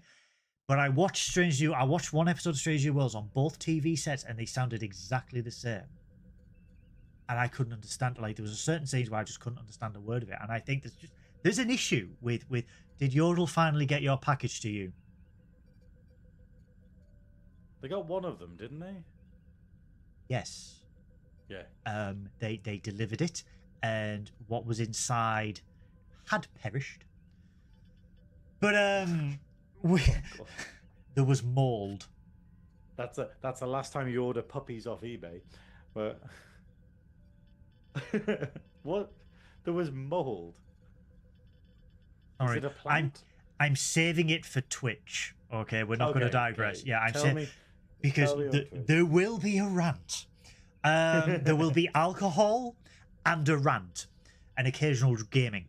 But yeah, getting back to this episode of Strange New Worlds, yeah, there's just so many things that they could have done better. There's just so many things that they could have improved upon, and I think that the actual overarching story of the mission, no press office would ever authorize that. No one. Yeah, that's it. This is a documentary that would just not get made at all. No. Like, you know, there is no, and it's even like I was saying earlier, even if it was, you know, like, it wouldn't get edited this way, because it's the idea of, unless he'd started editing it and then just didn't go back and change the beginning after he changed his mind. It's a very weird one, because it starts off incredibly so biased strange. and then it ends incredibly popular. But I think, though, this is a problem we're seeing with the season. Like, because obviously I disagree with Chris in the chat that I'm loving this season of Strange New Worlds, but what we're seeing is the problem with it being 10 episodes long. Strange New Worlds should be 24 episodes like old Trek used to be. I think it's 24 or 25. 24, It 26, should be like yeah. that, so that basically you could go, hey, this is going to be a two-parter episode, or hey, here's an episode that's basically, you know, the documentary type thing, but it's a lesser plot that it's talking about, and then hey, here's another episode about like this big this war going on and this creature and stuff. Because it does feel like we're just stifled. We're stifled by it going, hey, we've got to fit everything in one episode, so we either chop and change or kind of speed through loads of stuff, or just don't clear things up. Or we have an episode where there's like 5 different plots happening at once and none of them are satisfying. And it, you know, and it just feels like, yeah, everything feels like you just want more. And that's great. But, you know, like, it feels like they've had all these ideas, they're trying to fit them into 10 episodes, and that's hobbling. Because they know that the last 2 are probably going to be one big 2-parter arc, you know? But the thing is, as well, right? I agree with you. I think this is an endemic issue with the state of American media. Okay, they've shifted because of streaming and because of budgets. They have shifted to 10 episodes. All right, or at a push 13.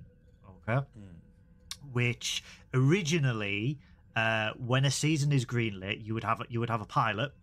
Once the pilot is reviewed and it's greenlit, they would order either a 13 episode arc or 20 episodes, maximum 26, whatever, right?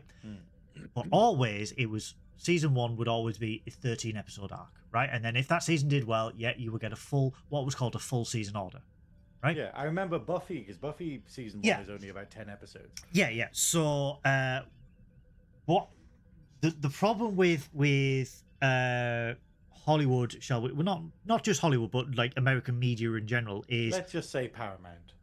Well, no, it's not. It's not even just Paramount. It's all of them. The budgets are so high that they can't warrant anything past 10, 12 episodes.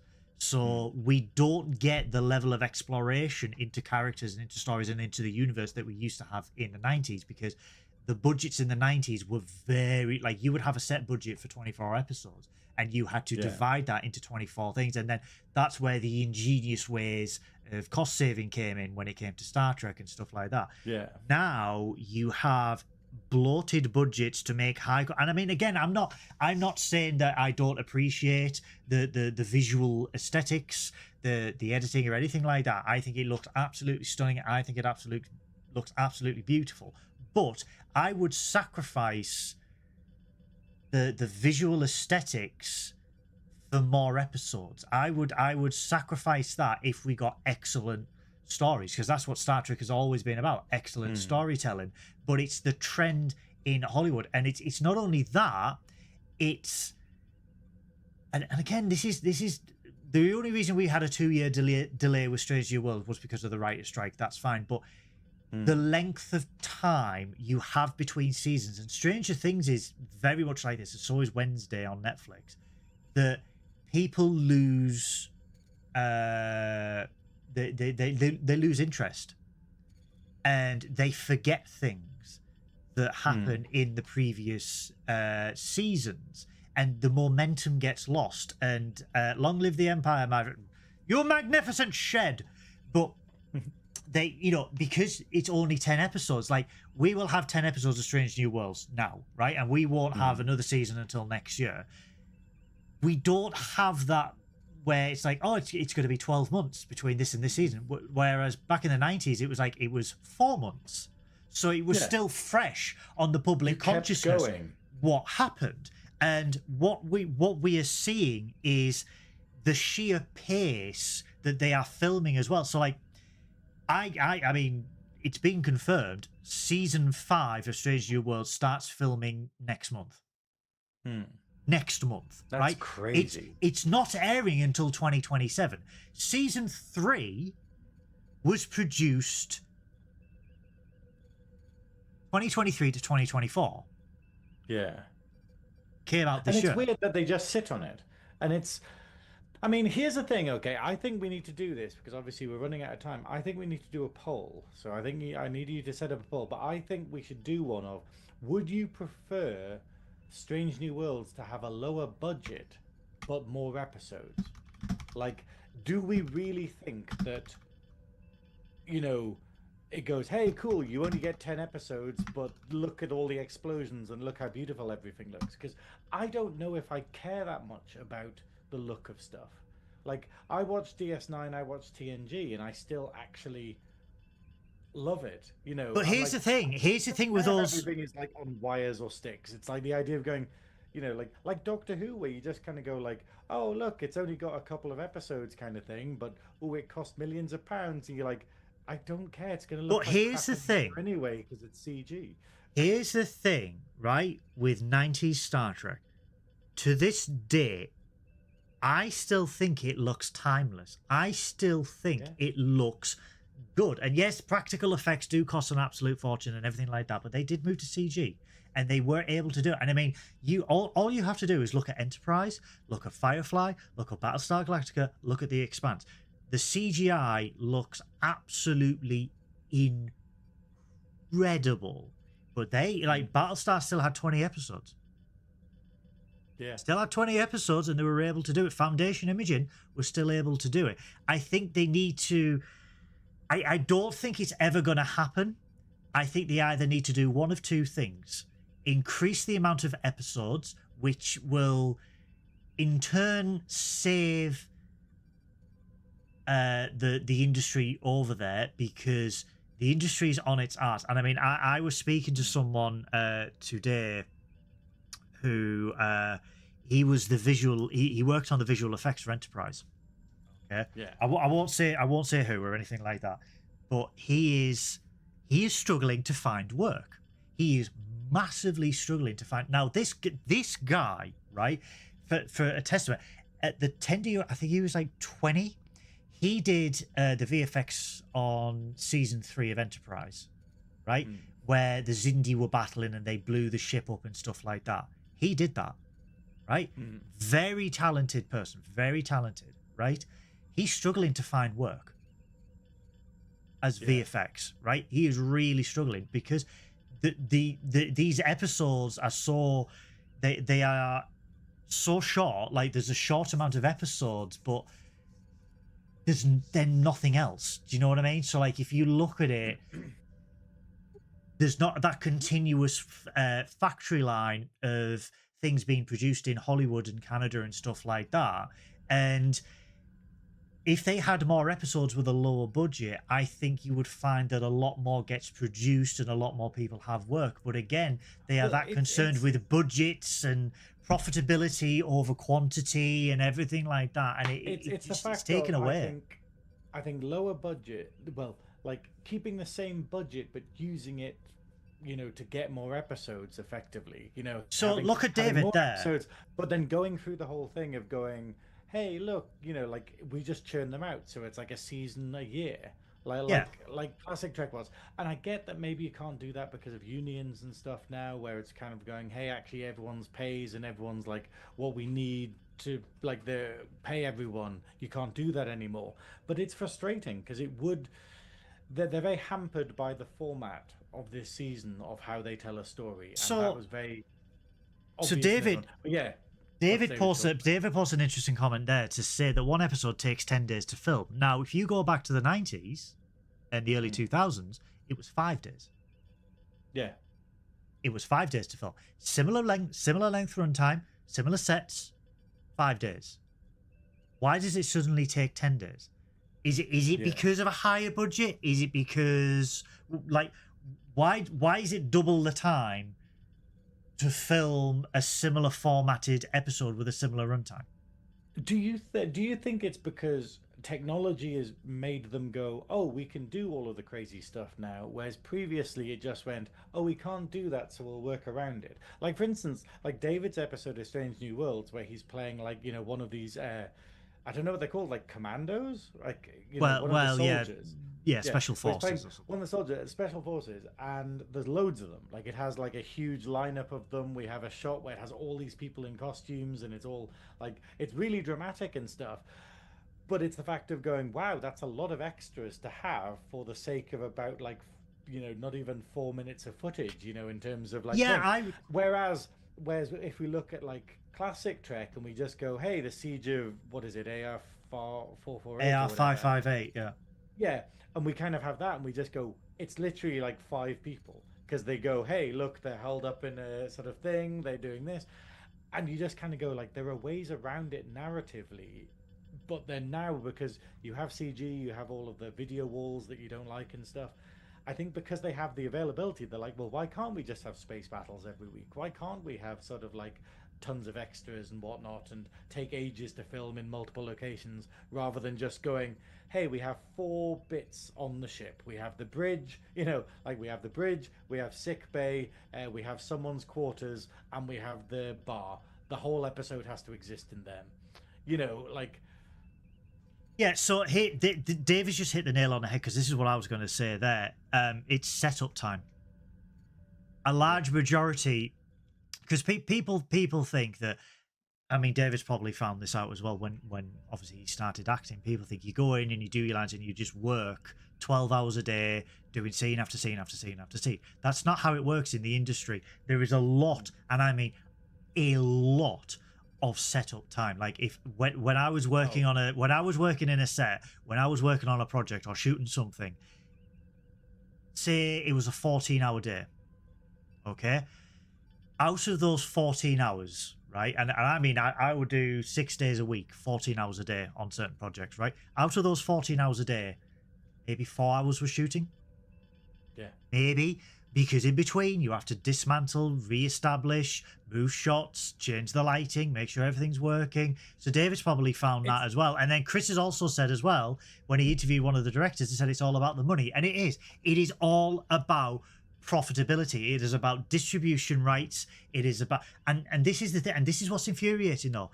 It's all about the money, but Paramount puts so little into the marketing and the merchandising, because they license all that out. They don't do it themselves. All the merchandise, everyone else does, bar Paramount. Like, they'll just go, oh, you can do this, you can do this. I mean, their store is literally just Redbubble, okay? Yeah. Literally just Redbubble. They get other creators to make designs for them to then put on the Paramount site, all right? So it's all about the money, and it's about how much money that they can make. And you know, And do you reckon it's like councils though, where they're like, if you don't you've got to make 10 episodes, and here's your budget, and if you don't use all of that budget, then we'll lower it for the next season. that's They're always like, been oh the well, case. we have to use it, and That's it's that always been the horrible thing case, of though. going, Yeah. no, like if we can get it done in under that, then we should be rewarded for that and given a better budget rather than. It's But it's I think that's always the thing, case, though. Yeah. film sets, the things people don't tell you about is that 90% of the time it's waiting. If you're an Yeah. actor, it's like going, hey, you're going to read a lot of books, you're going to read a lot of audiobooks, because you do it where you do one scene and they film like a close-up of your face, and then you have to wait. What was it, one instance where we had to wait like 3 hours for them to set up a track for the camera, because Yeah. the next shot was like a panning shot where basically had to go around the room slightly, so they had to get out the little train track across the thing and run all The the wires dolly. through it, Yeah. and do all of that, and you're just going like, whoa, I guess I just sit It's- down for. Why are you disconnecting us? Why are didn't you even disconnecting mention us? Gaza. Oh God. Stop it. We're back. Hi. But yeah, so as a cameraman, they would wait for me to set up, do that. And I mean, I'm going back a while when I say clapper loading. Well, But probably me a couple of months ago, but I had pills, so it's no, that's slapper loading. But but it's one of those things, and I know David's faced it where I have found on some shows it takes a full 12 hours a day to film like 4 scenes a day, and then the crew spend a lot of time on sets. Background tend to show even like 2-3 hours before most of the crew. Yeah, exactly. And this is the thing, like an actor's call sheet would say we need you here by 8 a.m, right? But the crew have been there since 4. And it's one of those, and it's the sheer amount. But the bigger these productions get, so with Star Trek, the bigger the production of Star Trek is and how visually appealing it looks, the more time it takes to produce that episode. And when you think with the AR wall, again, go back to the 90s, right? They would film the episode in 5 days. The practical and the CG and the music would all be done in post. Whereas when you've got an AR wall, they need the VFX, they need everything set up for that AR wall for the day of shooting. Yeah. And that's set. So it just adds so much lead time, so much front end time to get these made. And I'm really not surprised that each episode takes 10 days to do. Have a safe flight, Chris. Enjoy Orlando. Send me all the photos as well, and tag me and Trekking Up North in everything. And the crew spend a lot of Thanks time for on joining us, Chris. I also enjoyed working on the AR wall. No, you don't. It's a hot place. It is a hot and sticky place. But do you know what I mean? So I personally, because the poll said 80% agree, say yes, they should lower the budget. 20% say no. I'm very firmly in the 80%. It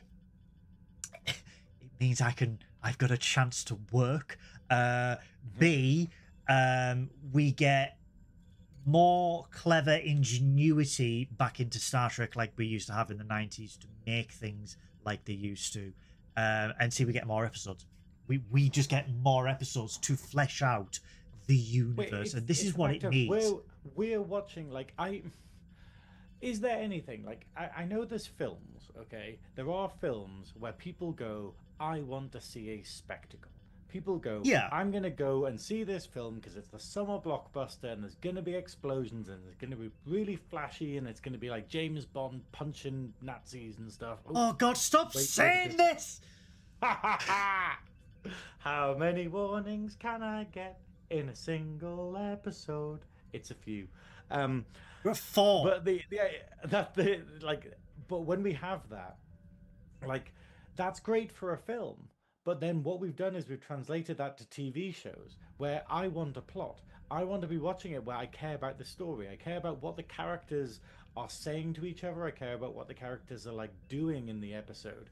I don't necessarily. I'm fine for the old Star Trek way of doing things, of going, oh, we had a space battle, but we didn't show it. Yeah. or like, or the space battle is them on the bridge reacting to the space battle. They don't need Yeah. the CG of the ship firing on them. They just need to be like, oh, we've been hit. Oh, some sparks have come out of a console. That I think is probably a lot less expensive, a lot cheaper than, uh, Yeah. you know, getting someone to do an entire CG thing or design the enemy ship that's attacking. I don't know. It's me being like, why can't we just do things like we did in the old days? Which is I very feel naive as and silly. well. I feel as well because we've discussed this in the past. Obviously, the 5 season rule. I feel there is also an issue of when a series, because this used to happen in 20 years ago, 20, 30 years ago. Once a series hit 100 episodes as well, it was bang into syndication. So I think I don't know if that's still a thing. Someone might be able to confirm that for me because my data is pretty old. But like when it hit 100 episodes or something like that, and it was like a syndication availability or something like that. That again, the actors have to receive residuals in regards to that. So might not be a thing now, but yeah, if it's like we could have 26 episodes, but then we'd probably have like 3 seasons. Do you know what I mean? Because it's one of those where it's just like, oh, you got 5 seasons, you'd have to pay residuals, and then it's like, oh, 100 episodes, that's a syndication, you have to pay residuals, and Paramount are just like, no, we live in money. But yeah, I think though, I think we've discussed a lot in this episode. I think this has been a very enlightening episode for both of us. This has been catharsis for both of us. We are both extremely tired. We've had very tough weeks. I was exhausted, but thank you to the power of Relentless. Please sponsor me. I have awoken, which means I'm probably going to crash at 3 a.m. and lose all my bank holiday weekend. But this episode could have been a lot better. It just felt clunky. It was way too short, and it squandered an amazing story, I feel. Yeah, I think that's it, and I don't think the foreshadowing on Beto's documentary was enough because they could have had a couple of shots of him or a couple of little scenes of him speaking to his sister Erica about like sort of, hey, you should leave Starfleet, maybe it's too dangerous for you, maybe you should come home and whatnot, or like trying to point out that Starfleet's done all this dodgy stuff. Like he could have come in with all these conspiracy theories about like going, hey, have you heard about this, have you heard about this, what's section 31 and stuff, and had that and tried to sow discontent among the crew about like, hey, do you really know? Like we could have framed this whole thing of, because what Starfleet do in this episode is going, hey, you need to deliver this to here. And then Pike's like, why do we need to do that? And they're like, that's classified. And, it could have been the whole, do you wonder why it's classified? Why are you okay accepting that? I mean, and then later we get a secret recorded conversation where we see Pike and Una speaking to Starfleet about, hey, we've discovered that this creature is really dangerous and it was being mind controlled. So we're a bit not sure whether we should go through with the orders. And then we just essentially, we don't hear them, but we get the response from Starfleet, which is like, nope, carry on, keep doing everything, just blindly follow orders, and Pike resisting that. And it could have been like this whole thing about, is there a conspiracy? Are the people, if everyone blindly follows what Starfleet says, what if Starfleet are wrong or corrupt at the top? Yeah. But the problem is that's been something that's been addressed a lot in Star Trek. Bad the rules. Idea of, all of them. But I mean, I do quite like though that when Uhura and Beto have their sort of not little fight, but they have like the resolution discussion. She says to him, I wrote it down. She says to him about his reporting and about the fact that he's been asking these horrible questions and bringing up these emotions. She says, I think it's brave that you ask all these questions. No one should accept anything blindly. Yeah. Like, you came here angry. You had a point to prove. Yeah. And it's kind of, I don't know if there's any real life connotations to this of somehow when we're reporting on stuff or when we're giving our opinion on stuff, we're coming into it like half cocked. There's an unconscious bias. Yeah, and it's because it's very difficult to kind of go like, hey, actually, how do you feel, like about this topic without getting into it? But I do like the idea of, like no one should accept anything at face value. Like, No. Not even and trekking up north. You should never accept us at face value. We are far worse in person. we are far less professional in person, and that's saying something. Professional. But it is. But I think, yeah. Overall, it's an okay episode. Like I like that we've had this big discussion about it. However, it is my least favorite of the season, and I think a lot could be done better. I'm I gonna have other things to raise in it, but I'm gonna slap you in the face and say this has been professional. I'm going to slap you in the face and say this is one of the best episodes because it has spurred this highly intellectual discussion between us both to the point where throughout the episode you have slowly descended lower and lower in the frame. Yeah. You have shrunk. I have made you shrink within the frame. But no, in all seriousness, it has made us have this such deep discussion about journalism, about modern day influences that have obviously been highlighted in Star Trek. We have been disconnected 4 times by YouTube because of it, but we've also... Should we try for a 5th? No, let's not. But I've just seen David's not. comment in the chat of please, Star Trek, update your costume sizes so guys with almost 44-inch chests can fit in them. And I'm just saying, David, I've got a ruler that's about 6 inches that I'd love to measure that chest with sometime. So, yeah. Are we disconnected? Have we got that? I don't want to look. I don't want to look. I'm just waiting for the bottom. And then Sarah being like, professional. Oh, Jesus. But to me, I mean, you know, in all fairness, no, but everyone, we God, I just want to win the lottery and retire. We have been negative on this episode. However, we've done what we do best at Trekking Up North. We have been negative, but delivered constructive feedback as to why we feel this episode has not failed, but why, you know, why we believe what we believe and how we could have improved it. We're not just sat there going, this is crap because it's new Trek. We're like, no, it's failed on here, but this is how it could have been improved. This is what they could have done with this narrative structure. The framework that they've used could have been better as a webisode. And, do you know what I mean? So we're not like the other ones that I've been blocking all frigging week, where they're just like, DS9 is trash, and it's just like, we've shut got up. to be. It's the fact of, like, this episode, you know, no matter how negative I am about it, is still better than anything we got in Discovery, which is horrible to say, but genuinely, this is still better than this is still better than Section 31. What is it? Discovery's best episode. It's still better than Section anything is better than Section 31. I mean, people said to me, right? People have been asking me, why didn't you review the final season of Discovery? And I've just went, oh, look, a door, and then ran. Hey, Will, we discussed it. We genuinely discussed it, but it was me being like, I don't think I can get through season 4.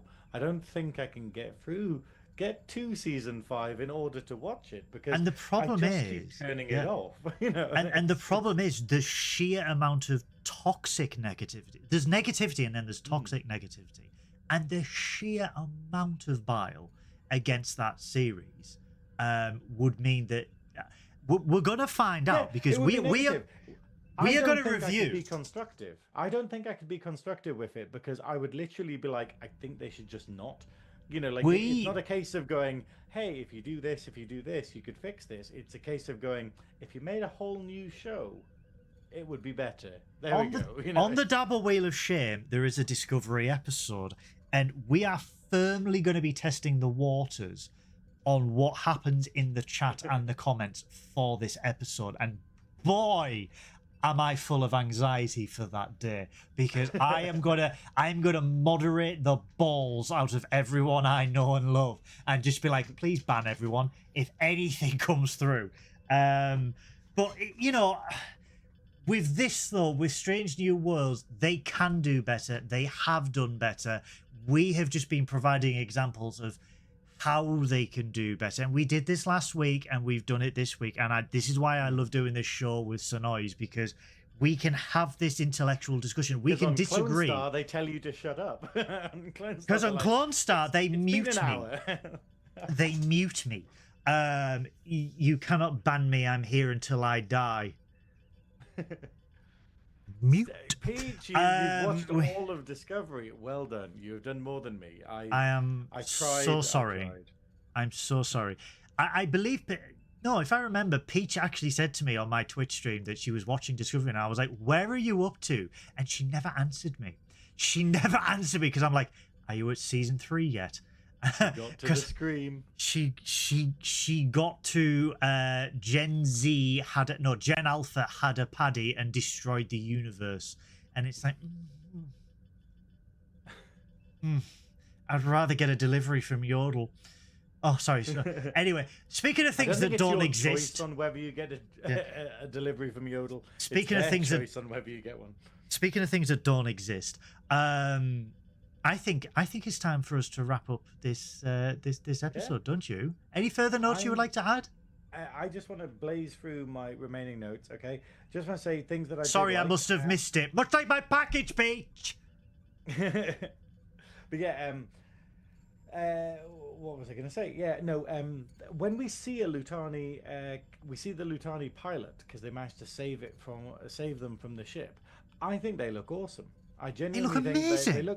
They look really cool. They're in this sort of like glittery, sort of cosmic kind of silver outfit or whatever. Really good makeup. You know what it reminded me of? It reminded me of Alexia Ashford from Resident Evil Code Veronica, where it's basically after she's transformed. It's an obscure reference where like half of her face is mutated and stuff like that. It looks very much like that, and I love the effort that they went to for this creature that we only see in one scene. Like, we only see that one character, and then we see the one on the bridge of the warship when it attacks. Yes. And that's it. You know, I really like that one. What else have we got?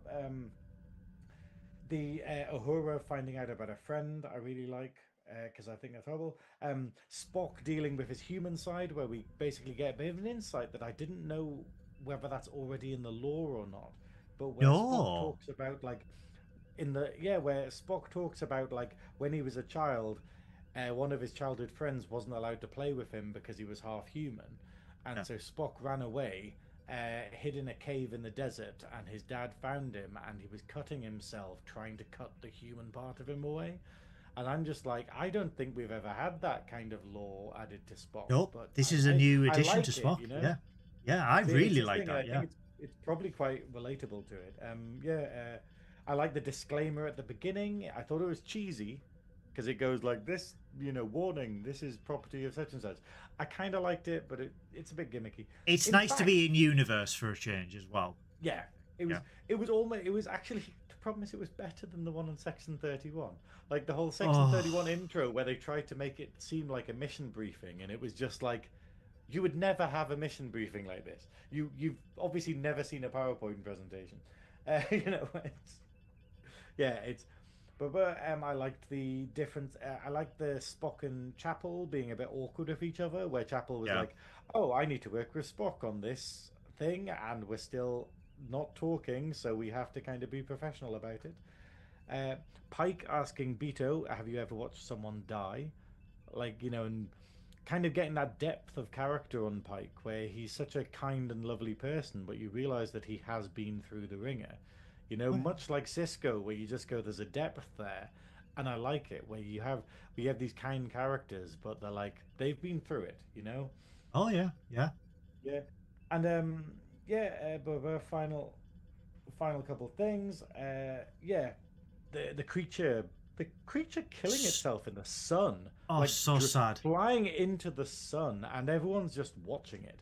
Everyone's just there in the equivalent of 10 forward, just kind of watching, and as it goes into the sun, and there's this huge radioactive explosion, and it's yeah, it genuinely hit me. It was a really really sad moment that this creature's like, hey, my mind has been altered, so all I can be bred for is war. Because this is the thing. Like, I was gonna make a comparison, but it'll probably get stopped again. But between what happened with Afghanistan, where it's like in the 90s, where we basically gave them all weapons and we said, hey, fight for us and stuff. And then after the war, we just went, cool, enjoy yourselves. And we just kind of left them high and dry and just went, hey, cool. And then it's unsurprising that the people and the descendants of those people went, hey, we kind of hate America. And then what do we get? We get, what was it called? Al Qaeda and stuff. Yeah. And it's the idea of going, this creature that was made for war, it was, malformed for war, to basically go, hey, cool, it's going to be only be angry, it's only going to be that, it's going to be taught this like way of doing things, like Clockwork Orange style. And it kind of goes, I can't be the parent to my children. I can't go back to a normal life after this. The only option is to sort of, end myself, and that hope that my unaltered children grow up without that conflict, without any kind of sense of needing revenge, any sense of this. And this is the thing. Like I say, bigger episode could have covered all of these kind of things, but it kind of points out that, once someone has been through war, there's no going back to a normal life. And the repercussions of that, we have to go, was it worth it? Was it worth it to win this skirmish or win this conflict to create this legacy? Okay, so, question. Mm-hmm. Would you compare the creature molded and bred for war to Mbenga? That's the thing, yeah. I think that's a great comparison. I genuinely, this generally leads in to my theory about Mbenga and why he gets demoted and eventually just disappears. He is denying his true nature. As sad as that is, because he is a loving and compassionate person, and we have seen that over the last 3 seasons. Yeah. But he is a capable killer, and that, there's a reason he's called Ghost. There's a reason why his record is heavily redacted, and why he doesn't play it up or anything like that. This is I would love to. Oh God, I really would love to see. The next episode, like, I know Strange New Worlds doesn't work this way, but it could happily be that the next episode is Mbenga going, am I like that creature? Like, is that something, now that I don't have a daughter, I don't have any dependents, all I'm seeing is death all the time? Like, because it's that whole thing of, like, we saw when the Klingon ambassador was there, we saw how easily he was just like, I can kill again. Like, I can just get straight back into it, because it's like, it's a response, it's a natural response that he has because of conflict and because of war. And then we saw him flick back into it when he had to fight the Klingon in like episode 3 of this season. And it's this idea of going, no matter how much he tries to switch it off and he tries to get back to a normal life and just be a doctor, he is haunted by these things, and he knows that should the call come and they go, hey, we've got a special mission for you, that he's going to be fully capable of it. There is definitely a parallel between the creature in this episode and Mbenga. Very, very much like the creature. He can't deny his not. I mean, with the creature, it's an artificial, nature, but they can't deny their nature. They can't get rid of it, and this is the thing. And we see the inevitable outcome of the creature, where there's nothing that they can do, and they take it upon themselves to fly into the sun. What is going to be the outcome of Mbenga? Because, like I said, I know in the 60s there was going to be an Mbenga spin-off and blah blah blah blah, but he just disappears off the original series, and we don't see him again. And I just think that he is such a deeply interesting character They've that deserves that. Yeah, deeply interesting character. they've made him a deeply, and I feel that this is a person that I want to see a full completion of his arc, because we get little tidbits of him, with his daughter, and he's been married 4 times as well. Wow. Yeah. So this is a guy. Well, one of them was annulled, wasn't it? But yeah, but let's be honest, right? Let's be honest. This is a guy who was. He can't have a normal life. No matter how hard he tries, something happens. The only avenue he feels comfortable, or what we feel like he feels comfortable, is in war. Yeah. Or a straightforward job like medicine, where the only rule is you have to help everyone. Yeah. Like there's no, you don't need to get into morality. It doesn't matter if that person's an enemy. It doesn't matter if they're a friend. It's the fact of, if they are injured, you help them. Like that. It's the most job. Oh, God's sakes. Again? Yes. Access denied. Are we back? Yeah.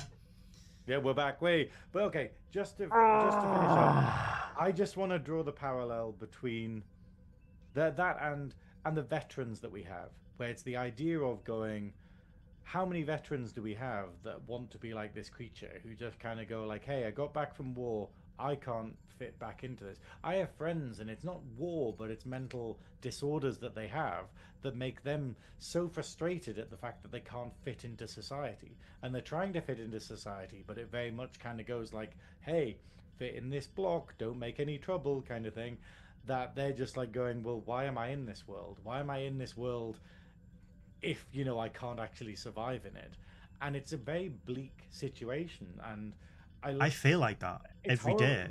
Yeah. But this is it. Yeah, it's that thing, and obviously the world is a better place with you in it. Like and same with this creature, where it's the fact of, I'm sure there's another way for this creature, but at the same time it just goes, hey, actually there isn't for me. Like it's even at the expense of its young. But the fact is, I think in this case it goes like, hey, actually I'm probably going to be more of a danger to my young than. Like not, because as long as I'm around, they're gonna keep trying to use me for war. It's very much a struggle as a what they call a neurodivergent person to fit into a neurotypical world, and I'm trying. I have a job, but again, it's difficult to be. It's difficult to fit into the criteria when you are built differently. And I've done a lot of reflecting over the last week, and I know Synoiz has bore the brunt of my ramblings, but it's like I'm at a stage in my life where I can no longer make the effort to be the square that tries to fit into a circle. And that I need to really just be who I need to be. I need to, be truly me and do what I want that makes me happy. And I mean, I work hard. It's been evidenced this week. I have been working extremely hard.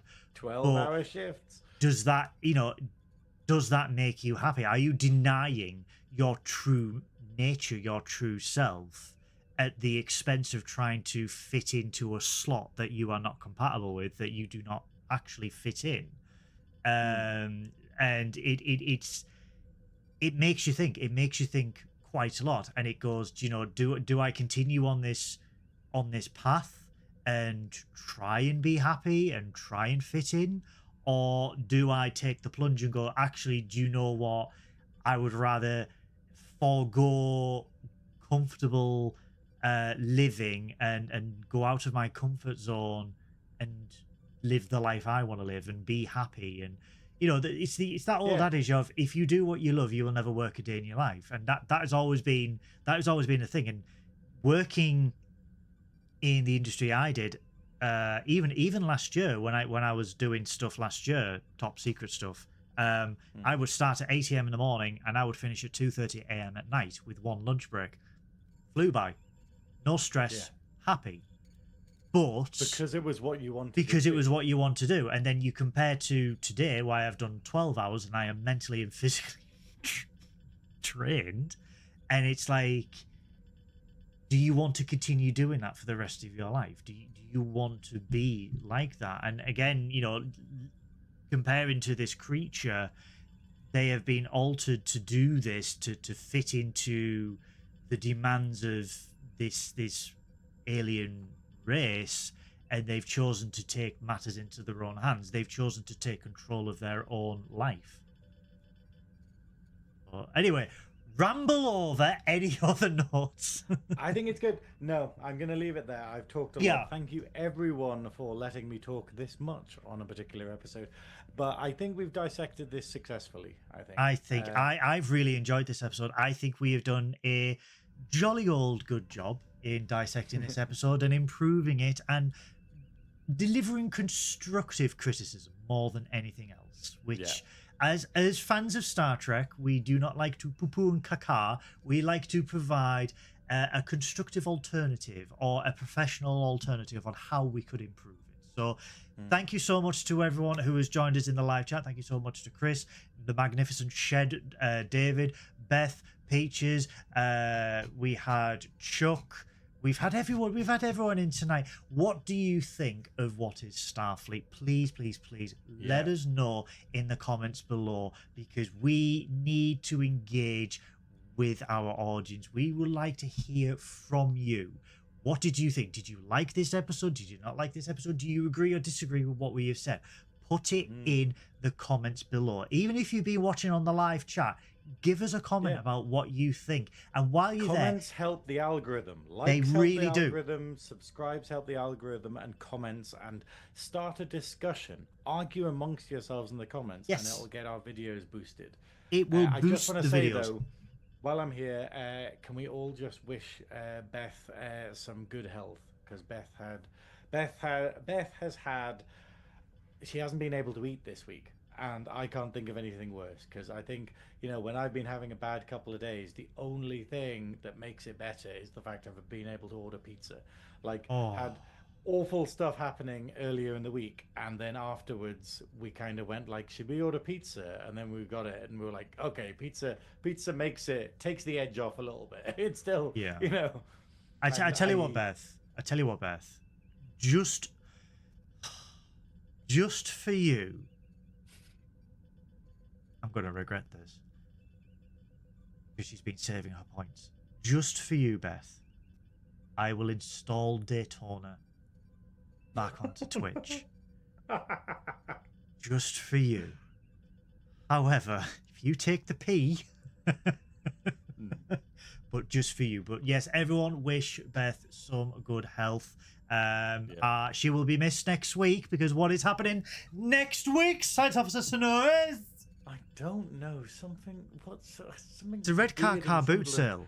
No, it's the red car boot sale. That was it.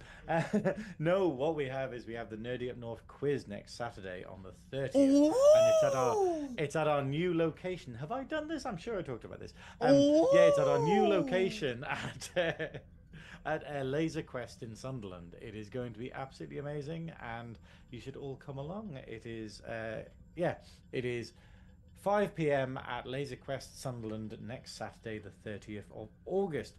We also have lots of other interesting stuff to talk about. It's immediately left my mind. Yes, I will be streaming on Twitch after this episode, so if you don't already, look at the thing. So twitch.tv/Synoiz, because I'm gearing myself up for next month. I believe it's the 20th. We created a Facebook event for it. We are going to be doing, me and Ian are going to be doing our yearly 24-hour gaming stream on behalf of St. Benedict's Hospice. So, yes, so we're going to see how that works again. So we're going to be raising money for St. Benedict, which is a very...